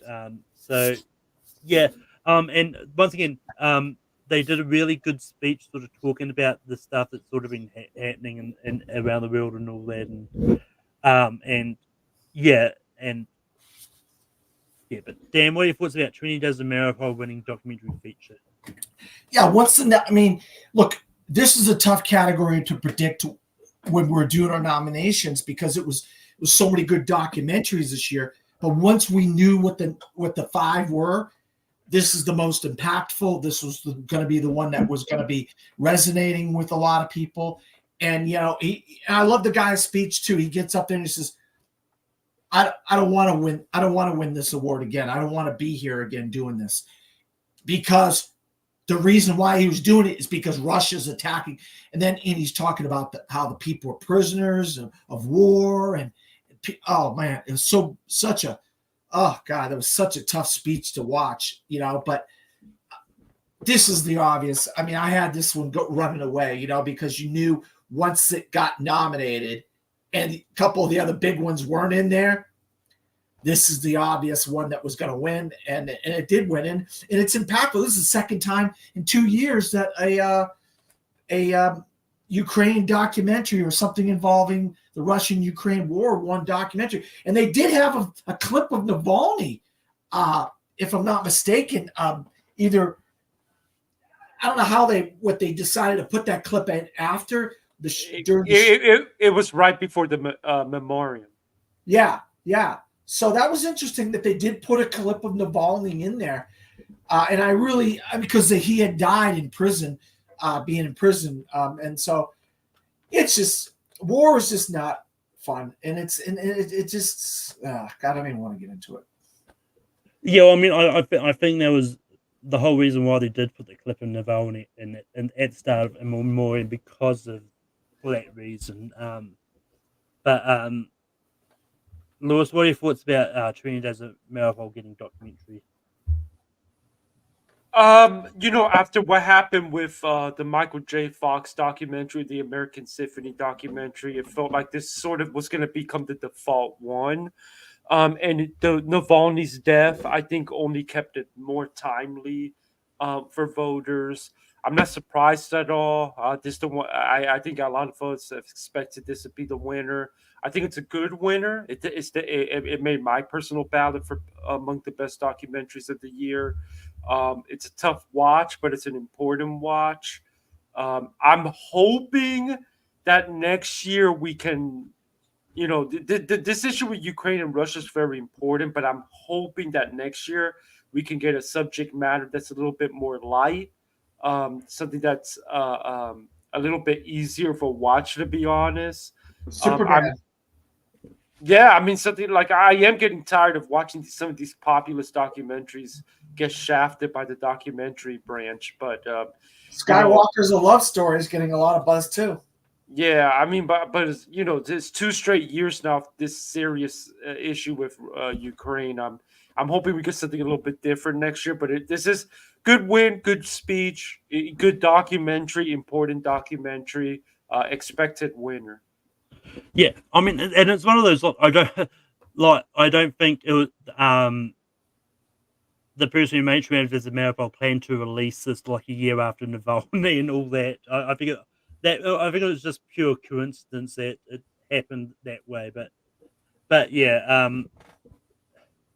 But moving on to international feature, which once again, it went to the zone of interest, which I don't think any of us is really shocked by. Dan, what do you put about zone of interest getting international feature? Yeah, we weren't shocked about it, but you got to, once again, another director gets up there and has a great speech and talks about, the how impactful this movie was and what it represents, and him being British, you know, he wasn't trying to glorify what the Nazis were doing. You know what I mean? And he wanted people to see how even the bad guys they don't think what they're doing is wrong. You know what I mean? And I really got that feeling. You know, I've talked to people that just saw the movie this week, hadn't seen it before this week, Malcolm, and they were just blown away by how these people are just living their lives. You know what I mean? Going about their lives. In the background, you're screening, or you hear smoke billowing out of chimneys. You know, chimney stacks. You know what I mean? But this is going to win. I mean, Next Best Picture, not to shout out another podcast, but Matt Neglia goes, "What's your no guts, no glory prediction?" And I said, Perfect Days. I would die, absolute die, if Perfect Days had won Best International Feature, but I knew it wasn't gonna, because I just resonate with Perfect Days quite a bit and more. You guys don't know me that well as far as what my life outside of here is, but I really love that movie so much. But I knew it was Zone of Interest, and I'm glad it was Zone of Interest. I'm glad that they had those moments. Zone of Interest did have those moments, because I think it's great filmmaking, you know, and that's basically what the Oscars, it's about filmmaking. You know what I mean?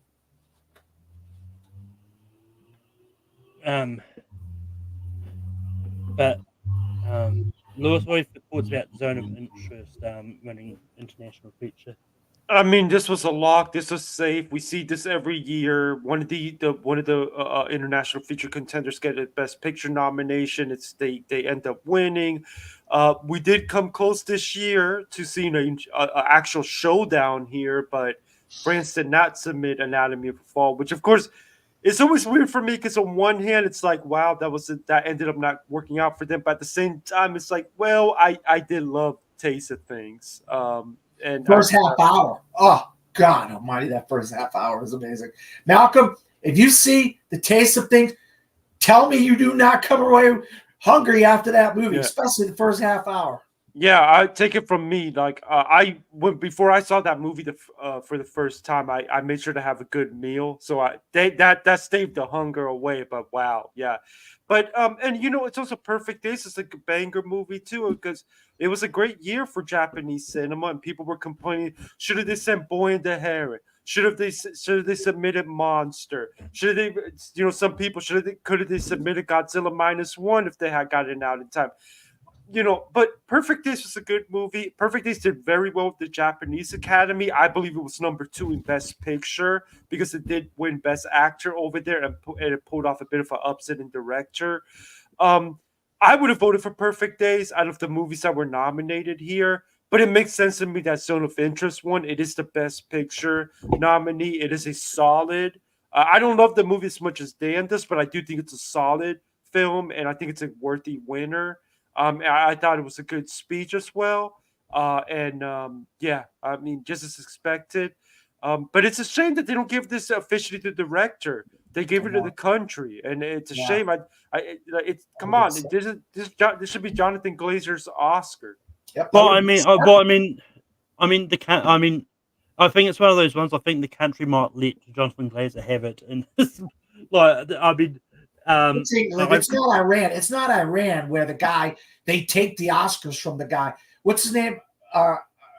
Farhad. What's the guy from Iran? I'm not sure who you're talking. The salesman, and Lewis, the salesman, and they took the Oscars away from him. Go ahead. Separation and the salesman. They took the Oscars. Iran took those Oscars away from him. Yeah, and also it's worth noting, because I'm pretty sure they said on the broadcast that this is the first time UK's won a Best International Feature award. So yeah, that's weird, huh? You think UK would have won Best International Feature by now? Well, I mean, this is probably the first. The language thing probably cost them though, because there's going to be a bias against. And this is in German, so it makes sense, you know. And then what's his face last year was German and English as well. I think it was a Germany and England co-production, even though it was on Netflix. All Quiet on the Western Front. So everybody's making German movies now that aren't Germany. Well, although with All Quiet, I think there was probably primarily a German production because I think Yeah, it was like- it was submitted by Germany, but Yeah. I want to say there was some funding from Britain, Yeah, but that was that's primarily a German film. yeah, because I think the country it can't. I think for the country thing, it has to be like primarily made in that country or something. I don't know what the full rules in that is, but yeah, we're gonna move on to best animated feature. And this is, and I'll start off saying this. I think everyone's been overusing the word "oh, Across the Spider-Verse was robbed." It's like, well, no, because this is one of those races that was always between The Boy and the Heron and Spider-Verse. Like, it could have gone either way. So, but it's like people are like, oh, it was robbed. It's like, I think people just overuse the word robbed because the movie they like didn't win. But Lewis, what are your thoughts about The Boy and the Heron winning animated feature? Well, I'm a little bit neutral on this because if it were up to me, I would have voted for Elemental because that's one of my favorite movies of the year. That being said, I thought Spider-Verse was decent. I thought Boy and the Heron was decent. Whichever one, I would have been pretty neutral about.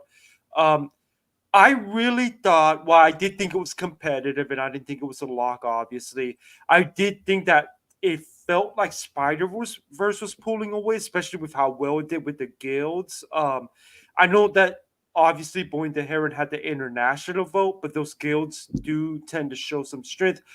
It does make me think that this was extremely close because I did notice in the anonymous ballots that it was a really down to the wire race between the two. I think at the end of the day, Boy and the Heron just winning here showed that there does seem to be some bias against non-Toy Story animated films that are sequels in this category. And I think Boy and the Heron was able to win out because of that international contingent that really got to flex their muscles this year. This was a surprise to me, but obviously wasn't a shock. And it does make me kind of have to be careful with taking too much into account the guilds when going up against that Golden Globe and BAFTA stat in the animated feature category. But yeah, congrats to the Boy and the Heron team for pulling off the upset. But there's no doubt in my mind that if we got the tabulations for this one, it was probably super close. Yeah, and this is one of those ones like, because it's one of those ones like I even wouldn't call it a surprise either. Because we knew it was going to be one either Boy the Heron or Spider-Verse. We all knew it had to have been one of them unless that somehow more people had seen Robot Dreams than we'd think it causes the upset. But as we know, not like unless you're at a press screening or the special advanced screening, like no one else has seen Robot Dreams. Yeah, and like this is the first win for Studio Ghibli since Spirited Away, so which was about 21 years ago. So it's one of those ones that it's kind of somewhat fitting that that it kind of happened that way as well. And it's just one of those ones like and I know a lot of people dreams like, oh, hey, I just thought he had no chance this version coming out there. It probably like I don't know how old he is, but he has to be getting up there in age, and it must cost a lot of money to fly from Japan and to the States for an award show and then fly back. And it's like not everyone has that money to do it. And yeah, but it's good. And once again, and I don't think it's so much of a bias towards like sequels. I think it's a case of they knew that there's going to be another Spider-Verse movie coming out, you That's know yeah. you don't know when you're going to get the next Miyazaki movie, or Studio Ghibli movie for that matter. But Dan, what are your thoughts about Boy and the Heron winning animated feature? Yeah, I mean, that's another one where I kind of overlooked the odds. I thought to myself, there's so much evidence that the Boy and the Heron was going to get knocked off here, but that stat of Globes and BAFTA hadn't been beaten, has never been beaten. If you get Globes and BAFTA, you win the animated Oscar. And I just thought to myself, the Annie Awards, and then all these other things, and it's the biggest movie of the year for animation, one of the biggest movies of the year overall. It's a massive juggernaut, money-wise and all this stuff. I was like, there's too many things going for it that you just can't overlook for Spider-Verse. I'm not the biggest fan of either of these two movies, to be honest with you. And G Kids, this is the first time G Kids has won an Oscar for animated feature. So congratulations to G Kids. Michael and it's Cameron, right? Yeah, those guys been shouting out G Kids for years now. When they've been coming on as our guests for Gone with the Minute, they've been talking up G Kids for years, and they were big. They were big proponents for the Boy and the Heron. So you got to give our animated guys. We'll have them back once or twice again next year to talk about animated feature. They really bring a lot of good information. Unless I missed something, G Kids isn't G-Kids. involved with Boy and the Heron. It was Studio Ghibli that did Boy and the Heron. And I heard it was G Kids from some But people. I thought G Kids like distributed it in the States. Yeah, they were probably the ones that distributed in the States, but Yeah. primarily Studio Ghibli. yes, yeah. Yeah. Here we are. G Kids did the casting for the English version in collaboration with Ghibli, but I think it's still primarily a Ghibli movie. Well, yeah, I mean, G Kids probably did have some involvement with the dub and that, but yeah. All right, so G Kids and Ghibli were both involved in it. That's good. It's good for both of them. It just tells you that Disney and Sony isn't the end all be all of animation. And I'll tell you right now, look out for Universal next year. That robot, the robot one with Lupita Nyong'o is the voice of the robot. Yeah. Oh my God, does that look amazing? That is definitely going to be a front runner for animation next year. But obviously, with Inside Out 2 is going to be, So don't take it with a grain of salt. I'm just saying. I don't know. I think that's going to test Pixar, and it could test my theory about the sequel thing for sure. Yeah, depending on how that race ends up being. Yeah, because The Incredibles 2 didn't win. None of the Cars have won. The Monsters Inc. sequels haven't won. So now you're going back to Pixar doing a sequel, but it was a sequel of one that won, and it's got 4 new characters. So it's going to be interesting. But that trailer, wow, did that look gorgeous or what, boys? That robot, what was it? The robot? The wild robot. The wild robot. I was blown away when I saw that. And it could be a great year for Lupita Nyong'o because she's got that, and she's got the prequel to A Quiet Place coming out. So she might have a good year this coming year, Lupita Nyong'o. Yeah. But I mean, I got animation wrong because I went with Spider-Verse. I just thought there was just so much evidence, so I just got Spider-Man wrong. I mean, congratulations to the people from Boy and the Heron. Yeah. But moving on to best adapted screenplay, and this is one of those ones that was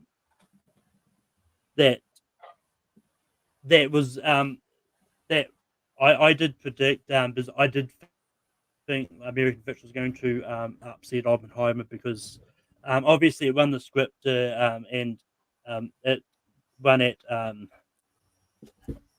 at BAFTA, And this is one of those ones that that I do think could have gone either way, but it shows that they really love the screenplay for American Fiction, and yeah, and it's one of those ones that I think is really good. And I did like the his speeches. This is another speech that I like because like he did come out saying like it's a risk averse industry. Like it's a risk to do this movie for however much it cost and all that. But he also said like it's a risk to do $200 million movies. So you might as well do like 20 million dollar movies. And you could get money back. So I mean, like he did point out that like studios that be doing these big budget movies, like it's a risk to do that, and I like the fact that he used the speech to point that out because like studios are going to keep doing it, for whatever reason, and it doesn't always need to be like that. But Dan, what are your thoughts about American Fiction getting adapted screenplay? No, you made a great point, Malcolm. I love the point. Cord Jefferson, he had that platform and he used that platform well. Yeah, did I go for the no guts, no glory pick? I thought maybe Oppenheimer with the, and I talked to multiple people about this. The more impressive job of adapting a book was what Nolan did with Oppenheimer. The snappier, wittier, funnier screenplay that turned into a movie was American Fiction. There's no doubt about that. I'm glad that this year they spread the love. I mean, they really spread the love. If England decides to give that Oscar to Jonathan Glazer, that's seven directors that will have won Oscars this year. That's, you talk about spreading the love. That is fantastic. And one of them isn't Greta Gerwig, unfortunately, or Noah Baumbach.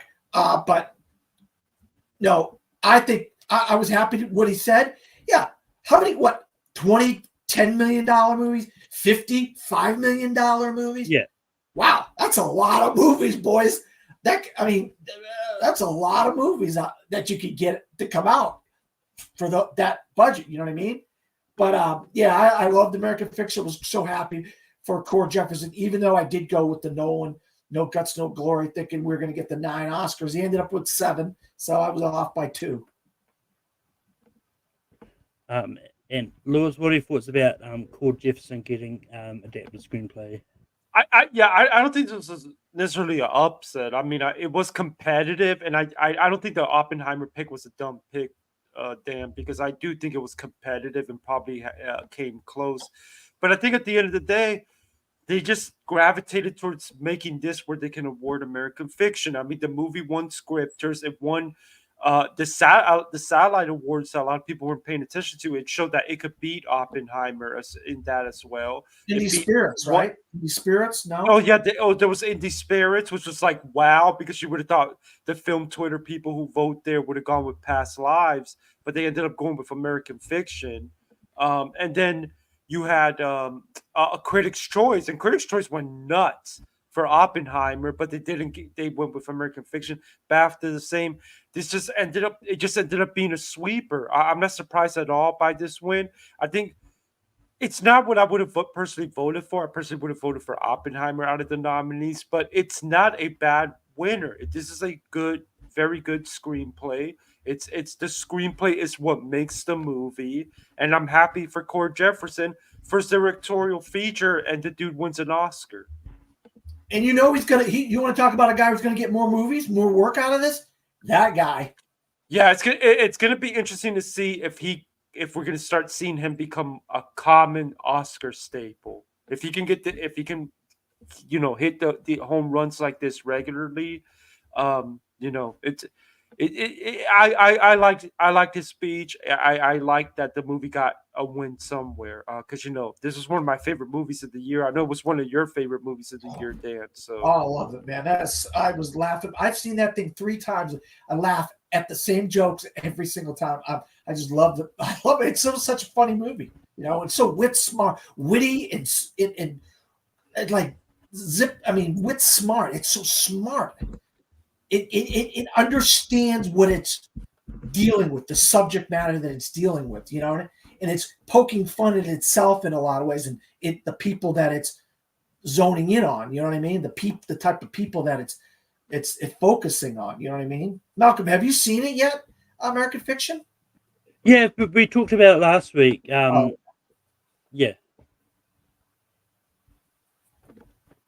I liked it.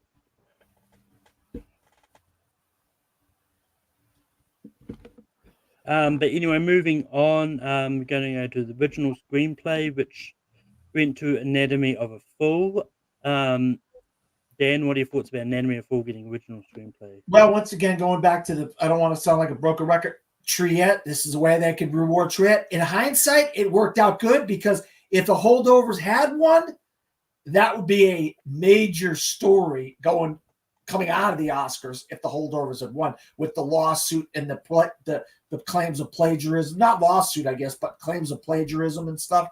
So good thing Triet ended up, I couldn't understand a word she was saying. Like, when you get people from other countries and they can barely speak English, how about give us some subtitles, Oscars?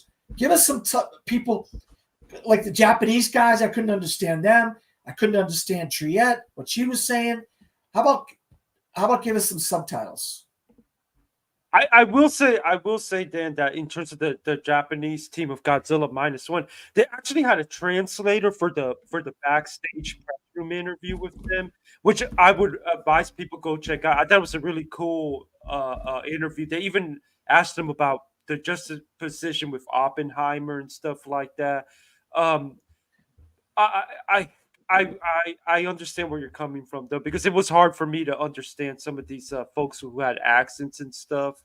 And the thing is that if you actually go online and read their speeches, they give great speeches. It's just that they, it's not English isn't their first language, obviously. Yeah. But yeah, I mean, I'll just jump in here, I guess, to say that I'm not surprised. Again, it was competitive, but Anatomy of a Fall was winning everywhere and won Golden Globe. It won BAFTA. I think it would have won Critics' Choice if the critics had realized what a competitor this was in screenplay, but obviously they went with Barbie that in there. I do think Holdovers put up a good fight. I do believe that. I think Past Lives got some votes as well. But I think at the end of the day, there was just so much respect for that Anatomy screenplay. I do think Anatomy ended up surging to become a top 5 contender. But yeah, we got the screenplay winners that we were expecting. What's going to be interesting, though, is that only American Fiction can compete at WGA. Anatomy of a Fall cannot, which is going to make that original screenplay race at WGA interesting. But could it be Past Lives now? That or Holdovers. Though, of course, as we all know, we'll have to see what happens with Holdovers with the whole controversy. So, or December, maybe. Did May December get a WGA nomination? Oh, I don't know. I don't remember. Well, I mean, at this point, it doesn't matter towards the Oscars, but no, yeah. I mean, at this point, we're not going to be talking about it. I'm not going to do a special episode talking about that. But one last thing I'll mention that this is the first time since the Shape of Water year that both of the screenplay winners are lone wins for the movie. Yeah. I got by the way, I got all my above the line categories right. Every single one of them. Yeah. And honestly, it would have been interesting to see if the screenwriter for Holdovers actually was at the Oscars. I know some people from the Holdovers were, because there's Paul Giamatti and all that in the audience. It'll be interesting to see if Alexander Payne and Hemingson were there, because especially with this whole controversy, they might not have wanted to show their face. Oh no, I wouldn't. You don't want those possibilities of interviews, Malcolm. God forbid. Exactly. So, what if they had won? Hey, what if he wins? He has to do all those interviews backstage. Oh, that would have been rough. I would not have wanted to be that guy. Yeah, how's that thing? What's that thing where, how's the commercials go? Who does the commercials, Louis? Where you say, you don't want to be, you don't want to be that guy in the wrong place, whatever. Yeah. I remember somebody does. Is it Geico that does those? Oh, well, that would have been brutal. But yeah, I didn't have much to say on original screenplay anyway. Well, I predicted the holdovers. I should have gone Anatomy of Fall. I should have seen that it was going that way. But yeah. But going to move on to supporting actress, and like for one of the most obvious races of all, it went to Divine Joy Randolph. I will admit, her speech made me tear up. Like it was a really heartfelt. It was a really heartfelt speech, and like you could tell how much this meant to her. And honestly, I really hope we see her in more big stuff coming up, because I think she's a joy to watch. She had a couple things last year too, Malcolm. That was the only thing she was in. She was in a couple other things last year too. Yeah, no, I know she was in more stuff than just the holdovers, but I was talking about coming like in the future. Oh, I got you. Yeah, I got you. But yeah, and honestly, out of all the speeches that I think she's done on this, I think that her Oscars one, I think, was the most heartfelt. Like, and even I think because you could even tell like she was tearing up, like when at the start when Jimmy Kimmel was kind of pointing her out in the audience as well, saying all the stuff about her.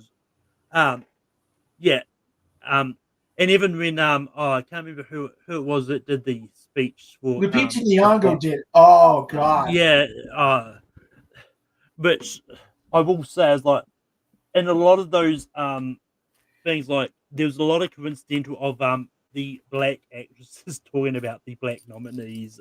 Which might have just been pure coincidence. But yeah, you're right, Malcolm. They could have said, "Hey, who do you want to talk about?" They're like, "I want to talk about this one," or that one said, "I want to talk about that one." You don't know. They could have said they wanted to talk about those people. Yeah, and I mean, it's in a case I'll get to when we get to that category. Like there was some cases like it was someone that they've worked with in the past that did the whole speech. So I don't know if Lupita Nyong'o and Divine Joy Randolph been in anything together, but or if there's any connection there. But yeah, I think that even that speech, like you'd tell she was crying for that night stuff. That like says that, but yeah, and I really liked her dress. I thought it was great. Finally, she's covering up. She's covering up. Dang it. The best thing was that she finally did not take out a piece of paper. She spoke from the heart. It was the best speech of the entire season from her. The cutaway to Paul Giamatti with one tear running down his eye was great. It was the way the supporting actresses had introduced the nominees. I personally thought was the best out of all of them. This was a great start to the night, and I think this was a great ending for the season for Divine. Now, again, am I, that I was a Daniel Brooks guy, but unfortunately, Color Purple just never took off. Divine was a very close number 2 for me, and I am very happy for her. It's nice to see her get her best speech when it mattered the most. Yeah, and I would argue her speech is probably the best speech of the night. Like aside from the like ones we talked about before, where they kind of highlight what's happening in the world. Like her speech pretty much set the tone for that night. Yeah. But Dan, what are your thoughts about Divine getting Best Supporting Actress? Yeah, we already mentioned she finally covered up, wore a dress where she's covered up. She's not hanging out everywhere. Number 2, my mom said, "Hey, you might want to go across the street and go over there. You might find something over there." I love that. That really showed me that this means a lot to her, that she reached out and did something she wasn't comfortable with, and it turned out to be something. I didn't know if this was going to be a career for me, and it turned out to be. So this, you can tell how much this really meant to her. You know what I mean? And I like her character in the movie, and I think the smoking kind of made her more of a human character. We forget this is 1970. Everybody and their brother smoked like a chimney back then. So it made her more human, the fact that she did smoke, you know what I mean? And I like that Jimmy Kimmel pointed that out. Yeah, I mean, no brainer. We knew it. She was probably the biggest lock of the night. Yeah, and it was actually funny because like going into this, I was like, "How's like Divine Druin?" Because I knew she was in the holdovers. It wasn't until someone pointed out, like when the nominations came out, oh yeah, it's a detective from Only Murders in the Bulldogs. It was like, what? And the funny thing is, she was actually in another best Oscar nominated movie this year. She played Mahalia Jackson in Mustard. Yep. I told you she was in some other things last year. She was also great in Dolomite, which unfortunately didn't get as much awards traction as I would have wanted. But yeah, she was great in there too.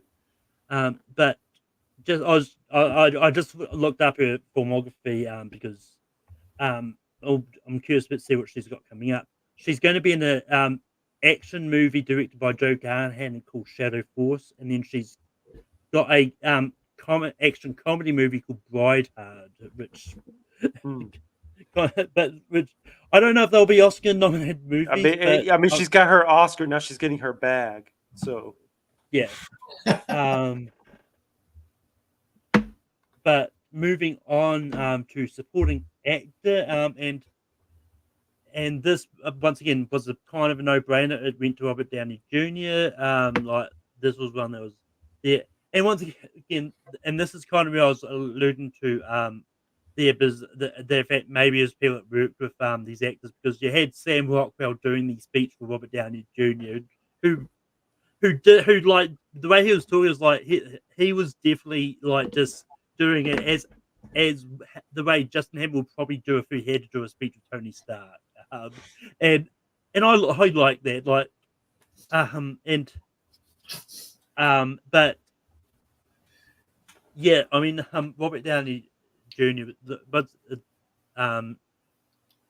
Was a deserved win, and he, like, once again, this was one of those ones that I don't think there was anyone really close to upsetting Downey, but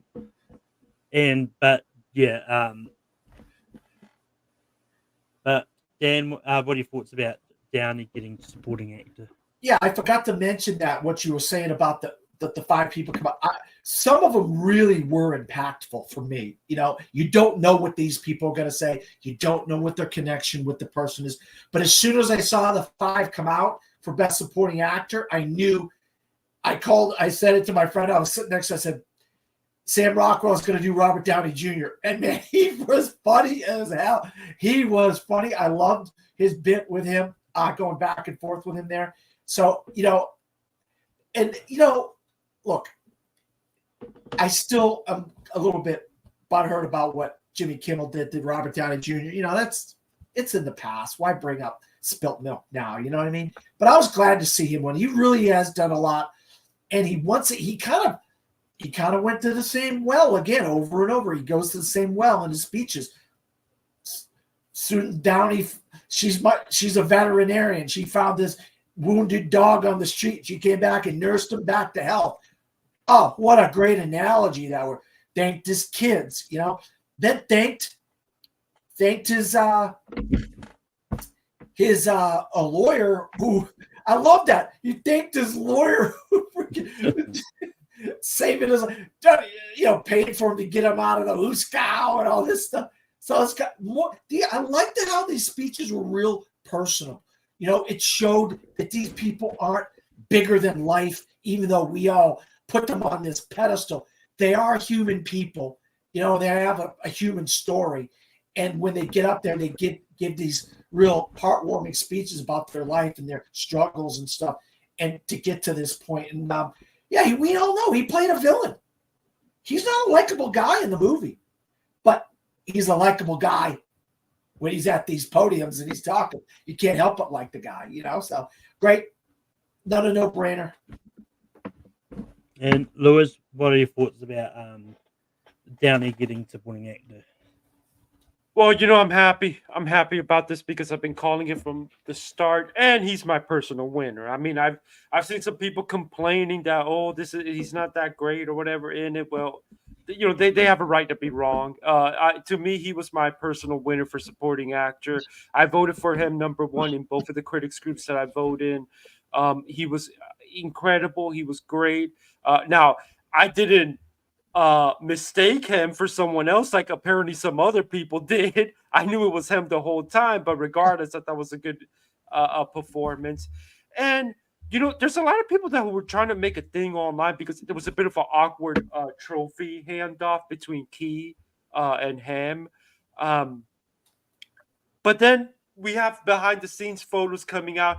I'm looking at one right now where he's doing Key and him are doing selfies. So people are trying to make a big controversy when they don't even know what's going on behind the scenes. I think people need to calm down, but you know how the internet is. I thought this was good. My crowd that I was watching this with really exploded with happiness when he won this. And I'm happy that he is the Oscar winner for a really, really good performance and one of the best character roles of the year. Doesn't that bump it up to like close to 20 Oscar winners that have been in Marvel movies in the acting part of it? Isn't that like I would more?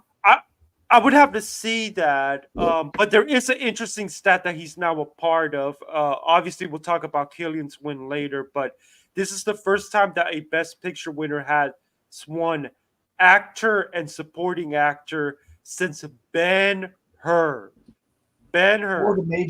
Four of the big majors.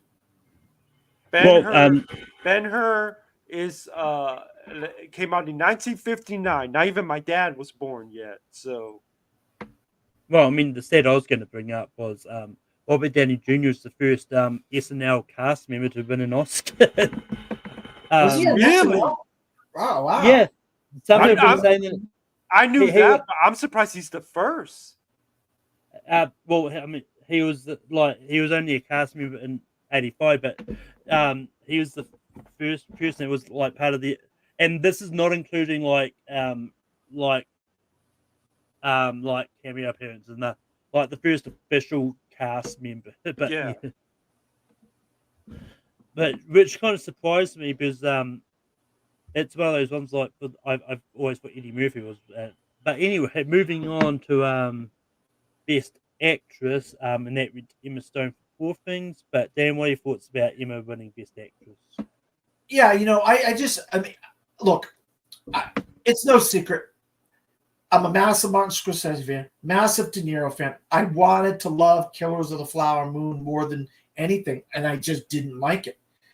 And I just felt that Lily wasn't a lead acting performance.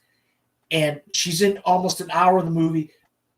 Emma's in the entire movie. She's the lead character. She's the main character. Without Emma Stone, that movie doesn't exist. I just always felt strongly that this is Emma Stone's Oscar to lose. And I don't see the Academy, especially with the brave things she does in that performance.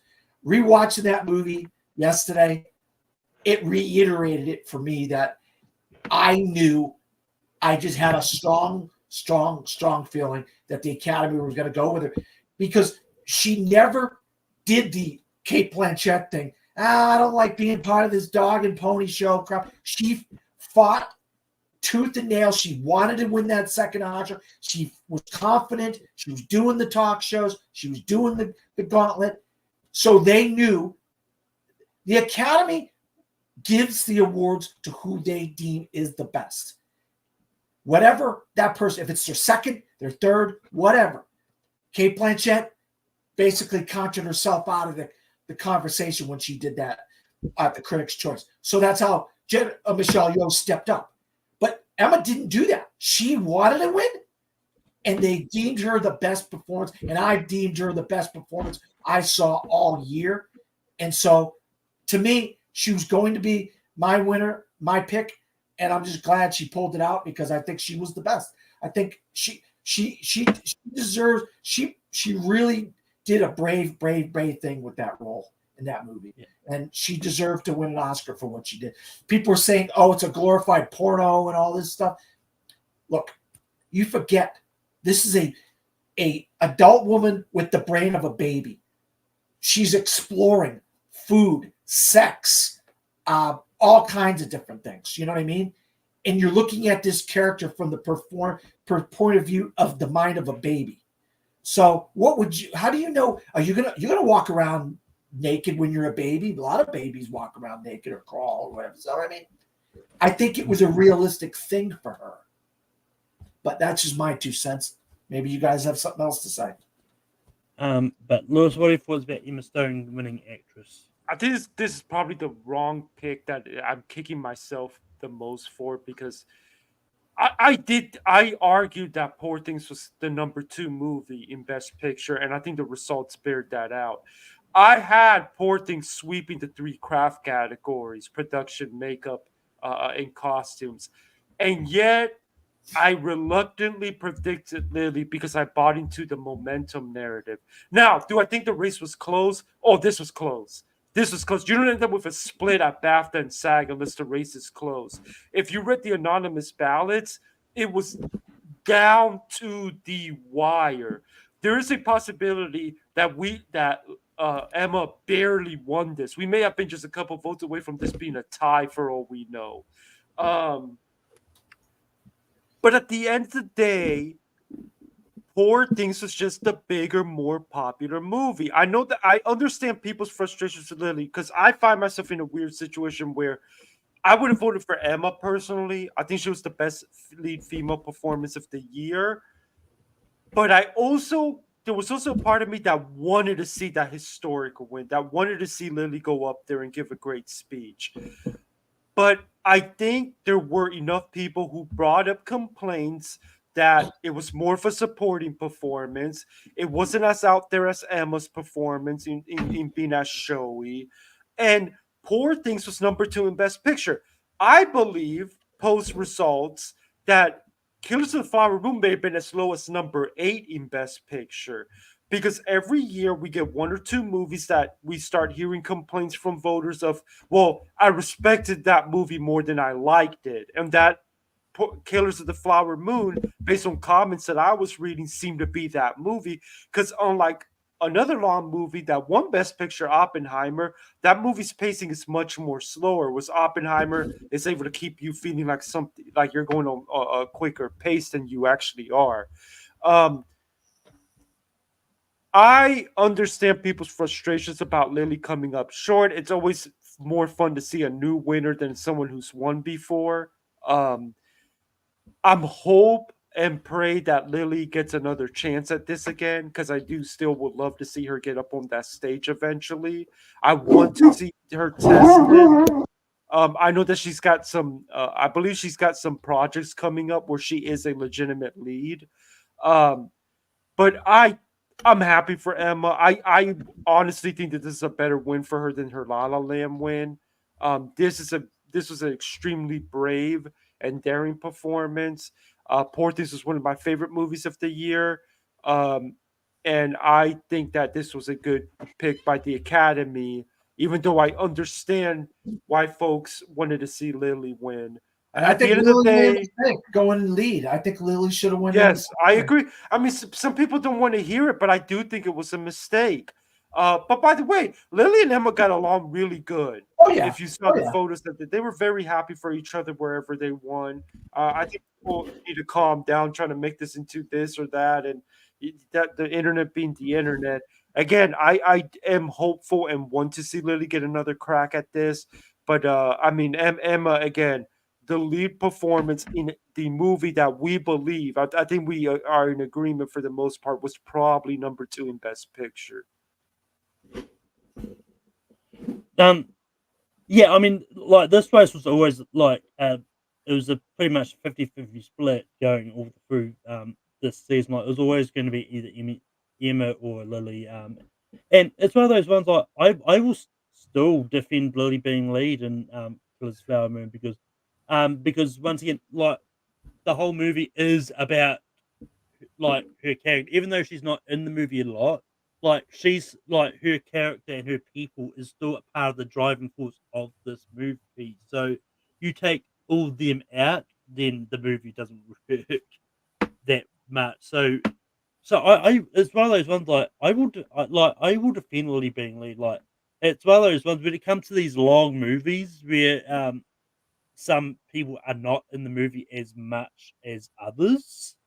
Um, it's one of those ones like if because she's still in a good chunk of the movie, like so I mean she's still in a good chunk that I can still safely consider her lead. Because if she was in like 30 minutes or so, then yeah, right. I would have been with you. But like she was still in the movie for a good hour in that. So I think it's still enough to be considered lead, especially when with the way that what the movie is about, essentially. But it's one of those ones like I still I still I still have would probably have Emma Stone as La La Land as my favorite Oscar winning best actress win. But this was but her Poor Things was probably still number two is number would be number two for me. But But yeah, and this is one of those ones like um she seemed really flustered when she got out there, but that was more probably because of the fact of her she had to get her dress fixed and on the way up was like because you could tell when she was walking up, even before she got to the thing, she was about like my dress broke. And off to the side they actually someone showed clips on the side like they were sewing her back in, but and then when she before she got onto theirs and sort of settled head and blame Ryan Gosling for it, which is fair enough. Like I don't think Ryan Gosling blamed for making a dress fall apart, but um, but her speech was just delightful. Like she's definitely happy to win again. She was shocked. She was genuinely shocked, Malcolm. Well, I mean, it's probably a mixture of shock and fluster because she realized her dress was broken. But I mean, I think it was one of those cases like she didn't know which way I was going. Like she knew she would have seen the tea leaves that like the race was tight with her and Lily, so she probably had no idea which way it was going to go. So, and I think it's one of those ones. And once again, just going back, is like I really hate this trend that happens with like when someone wins an Oscar that you don't agree with, like the backlash starts towards that movie or that person because there's been so many people I've seen like doing the whole it's Poor Things is a glorified porno. Like Emma Stone didn't deserve to win for that. It's like she did. She was the great in the movie. Brave. She's the reason she was being paid so much. Anyway, moving on to Best Actor, it went to Cillian Murphy for Oppenheimer. Lewis, what are your thoughts about Cillian winning Best Actor? Well, I'm part of Maestro Hive, and for me, I would have voted for Bradley. I know that's not the most popular thing to say, but Killian is a very good winner. He's extremely close number two for me. I'm very happy for him, having watched him for years and about 2 decades now. And it's really good to see him get his moment here. I always wondered if a role like his could win the Oscar, given that they tend to like showy performances, as we saw with Emma Stone. But like we saw with Divine Joy Randolph, you can win with a little bit of a quieter performance if you're able to sweep with the guild. And that's what Killian did. He was too much to deny, given how big Oppenheimer ended up being. And it was great to see him. I think he was humble. I think he had a good speech. I like the fact that he took the time to shake the hands of all 5 of the presenters. I can't wait to see what he does next now that he's shown that he can be a lead. Well, not to interrupt you, Malcolm, we might get we might be looking at our next James Bond the way things are going for Killian. Oh Murphy. Yeah, I saw that. I saw that news. They're looking. I saw that news. I was like, oh boy, here we go, another Irish James Bond. I don't know, it's Malcolm. Your turn. But yeah, this is one of those ones that I know I predicted Paul Giamatti, but it's one of those ones like that was more of a prediction that I knew. Like I didn't mind if I was wrong. It was just one of those ones like I'm one of those ones. Like, I'm optimistic. Sometimes I like to think there could be. It was always a chance on that upset. Like if I wanted to do it, try and manifest it in one of these categories, it was this one. But it didn't happen. But I've got no hate to Cillian Murphy. Like I think it was great in Oppenheimer. Yeah. I'm not gonna Yeah, lie. I didn't really like his speech that much. He didn't really do much of his speech, but he's nervous. I think he really was nervous. He was Yeah. kind of flustered a little bit, with the speech. You're right, Malcolm. But but yeah, kind of. Look, the Oppen homies ended up pulling this thing out. Look at this: Hoyt Van Hoytema, Ludwig Göransson, Robert Downey Jr., Cillian Murphy, freaking Christopher Nolan. The only woman involved in the thing was Nolan's wife. She's the only. So it turned out to be. Wait. Huh? Well, Jennifer Lane. Oh, that's the right. editor. That's Jennifer Lane for the. So Jennifer Lane was in. A lot of Oppen homies ended up pulling this thing out. I was glad I had this all the way. I mean, I had Cillian Murphy winning this thing, and I mean that you want to talk about a shock if he didn't win. I would have been genuinely shocked if Cillian Murphy didn't pull this. And it's my favorite movie of the year. I thought I did like Lewis, love what Bradley Cooper was doing in Maestro. But once the train started, the Oppenheimer train started rolling down the tracks, and Cillian Murphy was riding on that train. Forget about Bradley. Cillian's got this thing.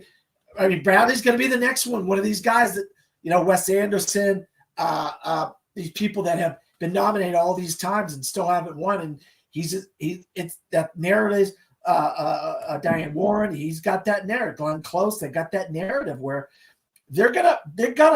he's gonna win eventually. Bradley Cooper, he's gonna win something eventually. We'll see. I honestly think at this point Bradley's gonna have to pull Kenneth Branagh and basically direct without him being in front of the camera to finally, whether we're through screenplay or direction or something like that.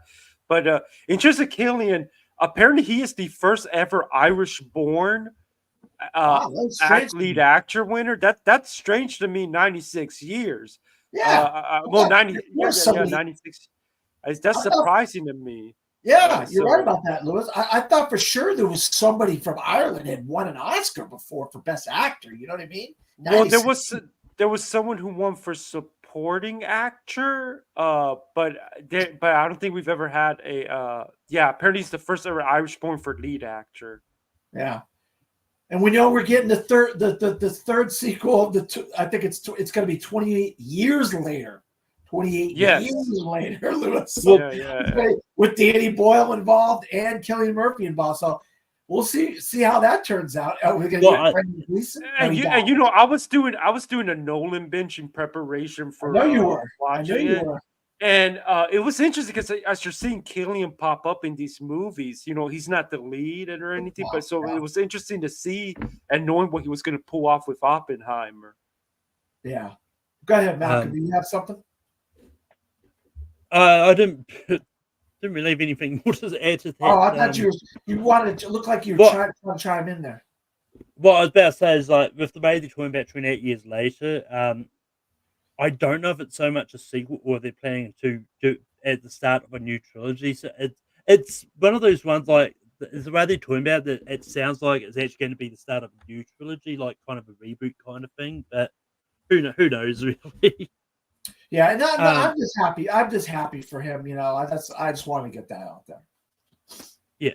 But anyway, moving on. I'm just going to do these last two 10 because it's basically the same person essentially.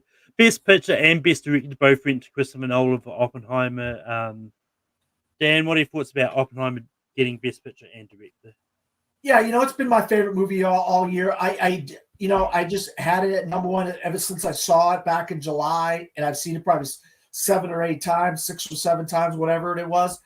And every time I find new things about that I like about it, it's kind of like my favorite movie of all time, Casablanca. I always find new things about it every time I watch it. And every time I've watched Oppenheimer, I see new things in it, and I'm looking for things. I'm looking for the technical. It was clearly the best movie of the year. And, one of my favorite directors, a director that I've really come to love over the last 20, 25 years or so, is Christopher Nolan, and he's really put out a lot of great films, you know.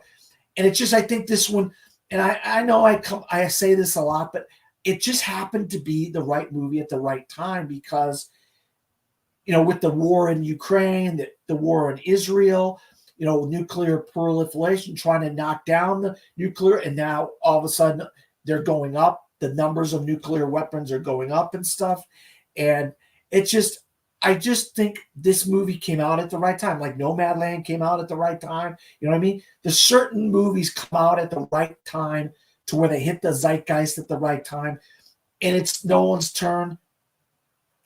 And I think it's his career Oscar, but he also made probably arguably the best film of his career as well, with and his wife, which is his producing partner and stuff.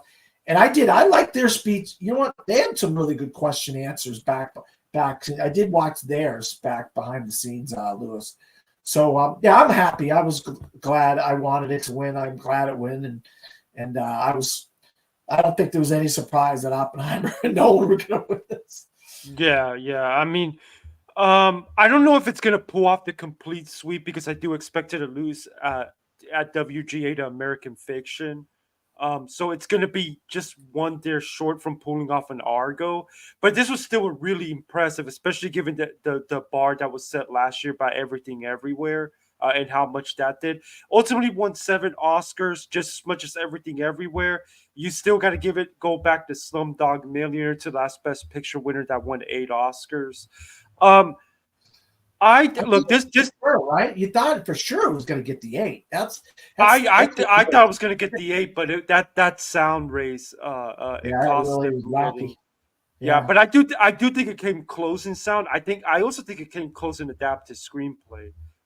Yeah, those are the two. That's why I had it with 9. That was kind of my no glory for Gone with the Wind. You know, I went out on a limb and I tried to predict something, you know, and it backfired on me. But whatever. I mean, I got 5 wrong. It's not like I got 8 wrong or something. You know what I mean? there's so much to unpack here with Oppenheimer. Look, it was my number 2 movie of the year, only behind Godzilla -1. And in a strange way, and the Godzilla -1 director talked about this, it's almost like they're one movie in a weird way.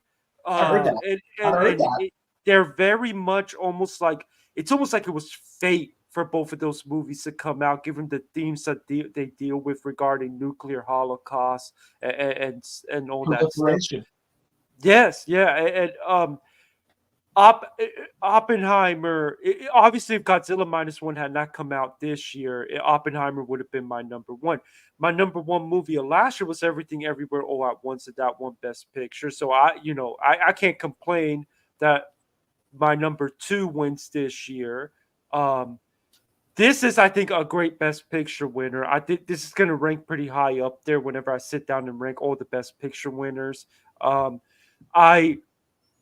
I think this is an interesting winner in that, first since The Departed, that it didn't go through a festival run.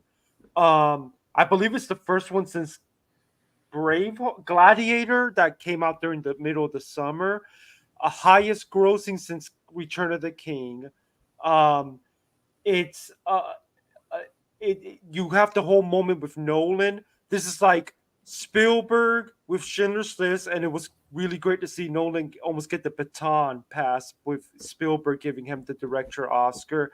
Scorsese with Departed, to some extent Guillermo del Toro with Shape of Water. It was his moment, and the movie came along for the ride. And I think this is a movie this is the second year in a row that my casual friends are aware of the Best Picture winner. I've seen the Best Picture winner. And I believe we may potentially be entering a new era.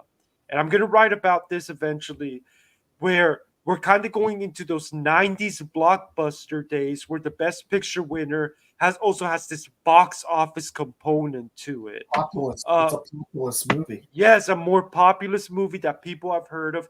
I think with the younger, hipper, more international academy that is being built.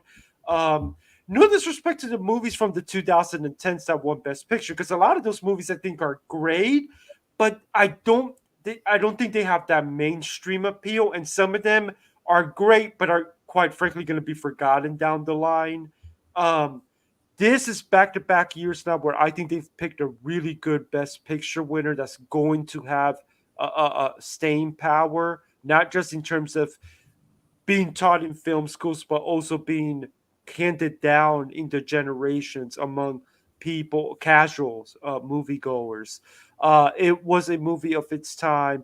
It's interesting that this ended up being the cast that people wanted to hang out with. Usually it's an underdog cast that people want to hang out with, but this movie was so dominant they want to hang out with the Oppenhomies. I think this is a great winner. I think it's a great movie. I've seen it 4 times now. And the crazy thing is that I for me personally, it's Nolan's number 5. I think I had it ranked.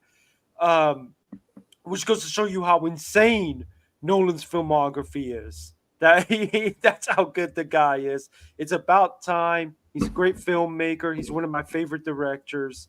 And it was good. The only thing, again, I wish Al Pacino would have been landed the plane a little bit better when he opened that envelope. But other than that, it's just a great winner all around. Yeah, like I don't really have much to say on this anyway. Like, it was once again, but it was kind of on the wall. The one was on the wall for this. This was one of the ones that was most likely going to win, and like there really wasn't anything. It wasn't really a competitive race for Best Picture, which I don't mind. Like, it's one of those ones. Like, I know people being criticized the Oscars for being too predictable this year. Like, I don't mind that. It's fine if you can predict it. Like, you're not always going to be 100% right, but who cares? The fun is predicting it anyway. And yeah, and it's good that Nolan has a trophy. And it's going to be interesting to see what he follows us up with. And yeah. Speaking of Malcolm, real quick, I heard somebody say he slipped up and said what he's doing next somewhere. Did either one of you guys hear that? That's news to me because I would love to know what he's got planned. Because Universal. Maybe it was our next best picture. Well, he's going back to Warner Brothers, right? Oh, is he? Oh, yeah. I think I heard Warner Brothers is trying to get him back. They're courting him back by putting out Tenet back in theaters, trying to kiss up to him, trying to get him to go back. But you got to believe Universal's going to try to keep him around. Well, the dude made almost $1 billion for them and won them Oscars. I mean, look, there's no reason to believe that. I mean, he can do movies for multiple studios if he wants to. Like, it doesn't need to be tied to one specific studio. And with the state of Warner Brothers at the moment, with what they've been doing to some movies, like, it's a big risk for people to want to be associated with that at this. But I'm not getting into that kind of politics. Maybe it was next best picture, Malcolm. Somebody said that he slipped up and said something about what he's doing next in some interview or something. I mean, look, it doesn't matter. Like, if he did, he did. And I mean, it might be a case like it might not be a slur. I might just wanted to hint at something he was doing. But anyway, now I don't know what the stat is on this, but I think this might be the smallest amount of movies that won multiple awards at this year's Oscars. Because only 3 movies got more than 1 award. Like, Oppenheimer got 7, Poor Things got 4, Zone of Interest got 2.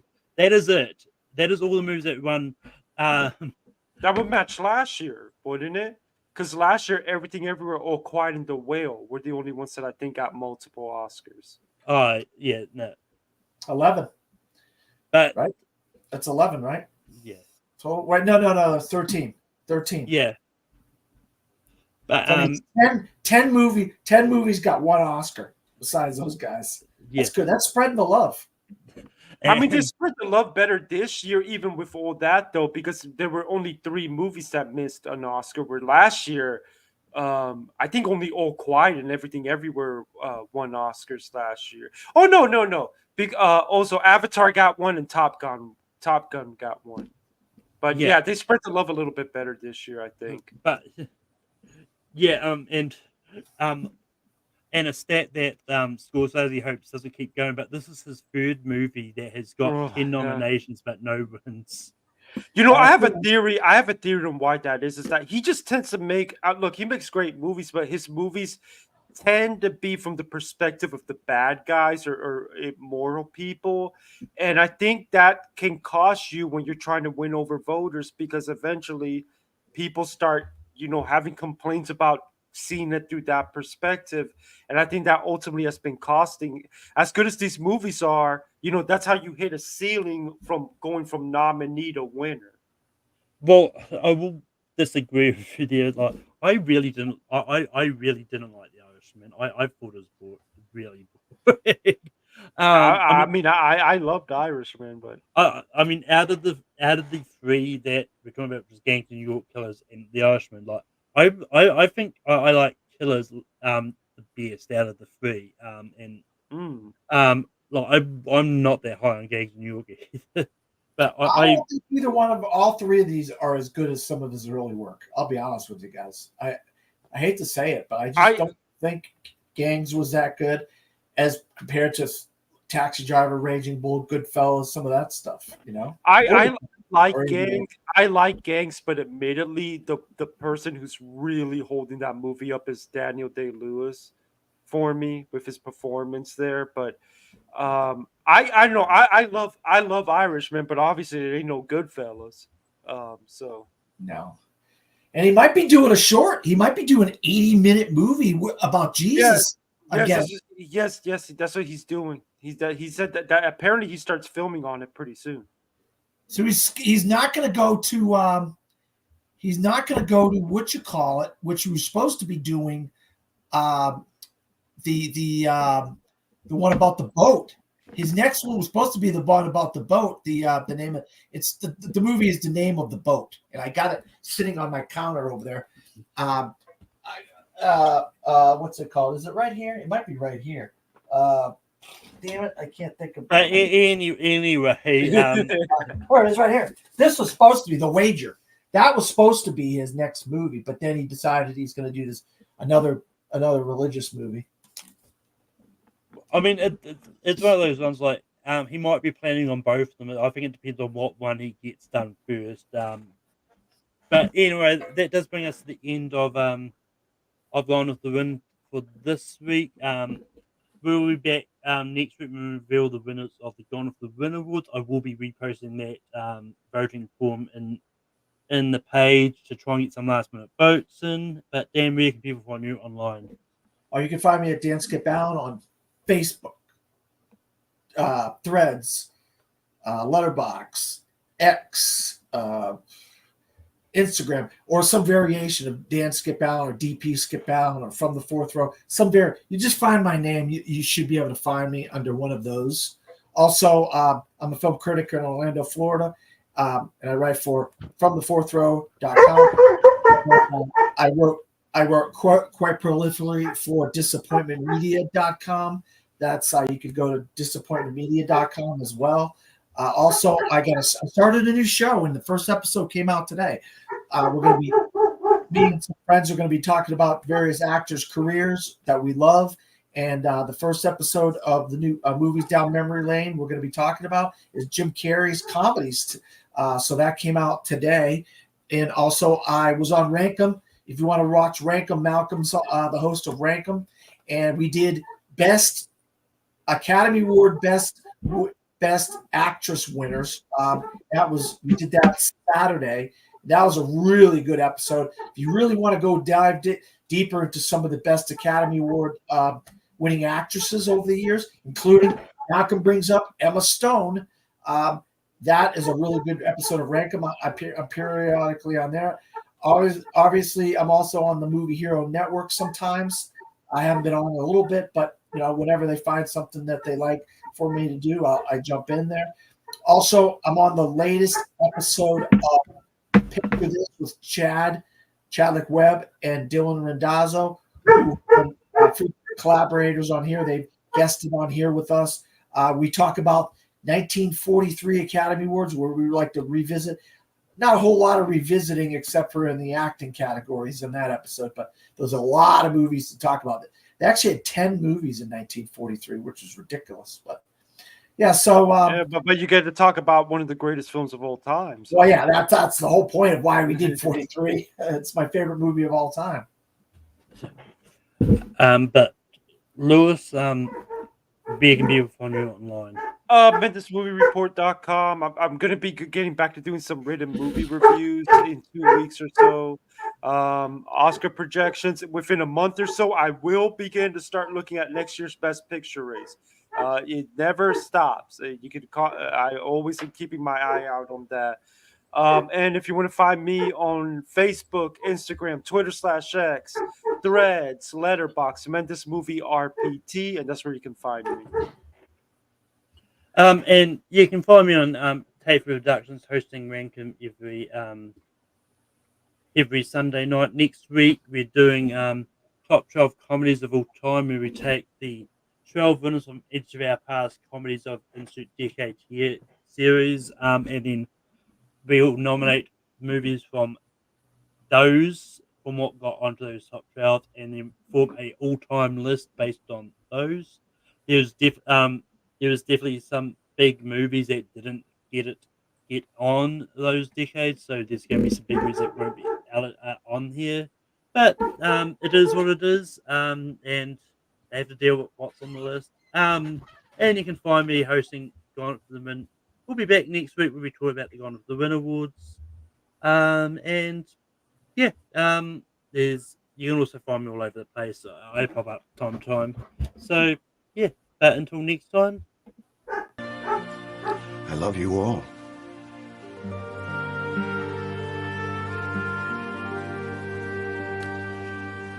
Class dismissed.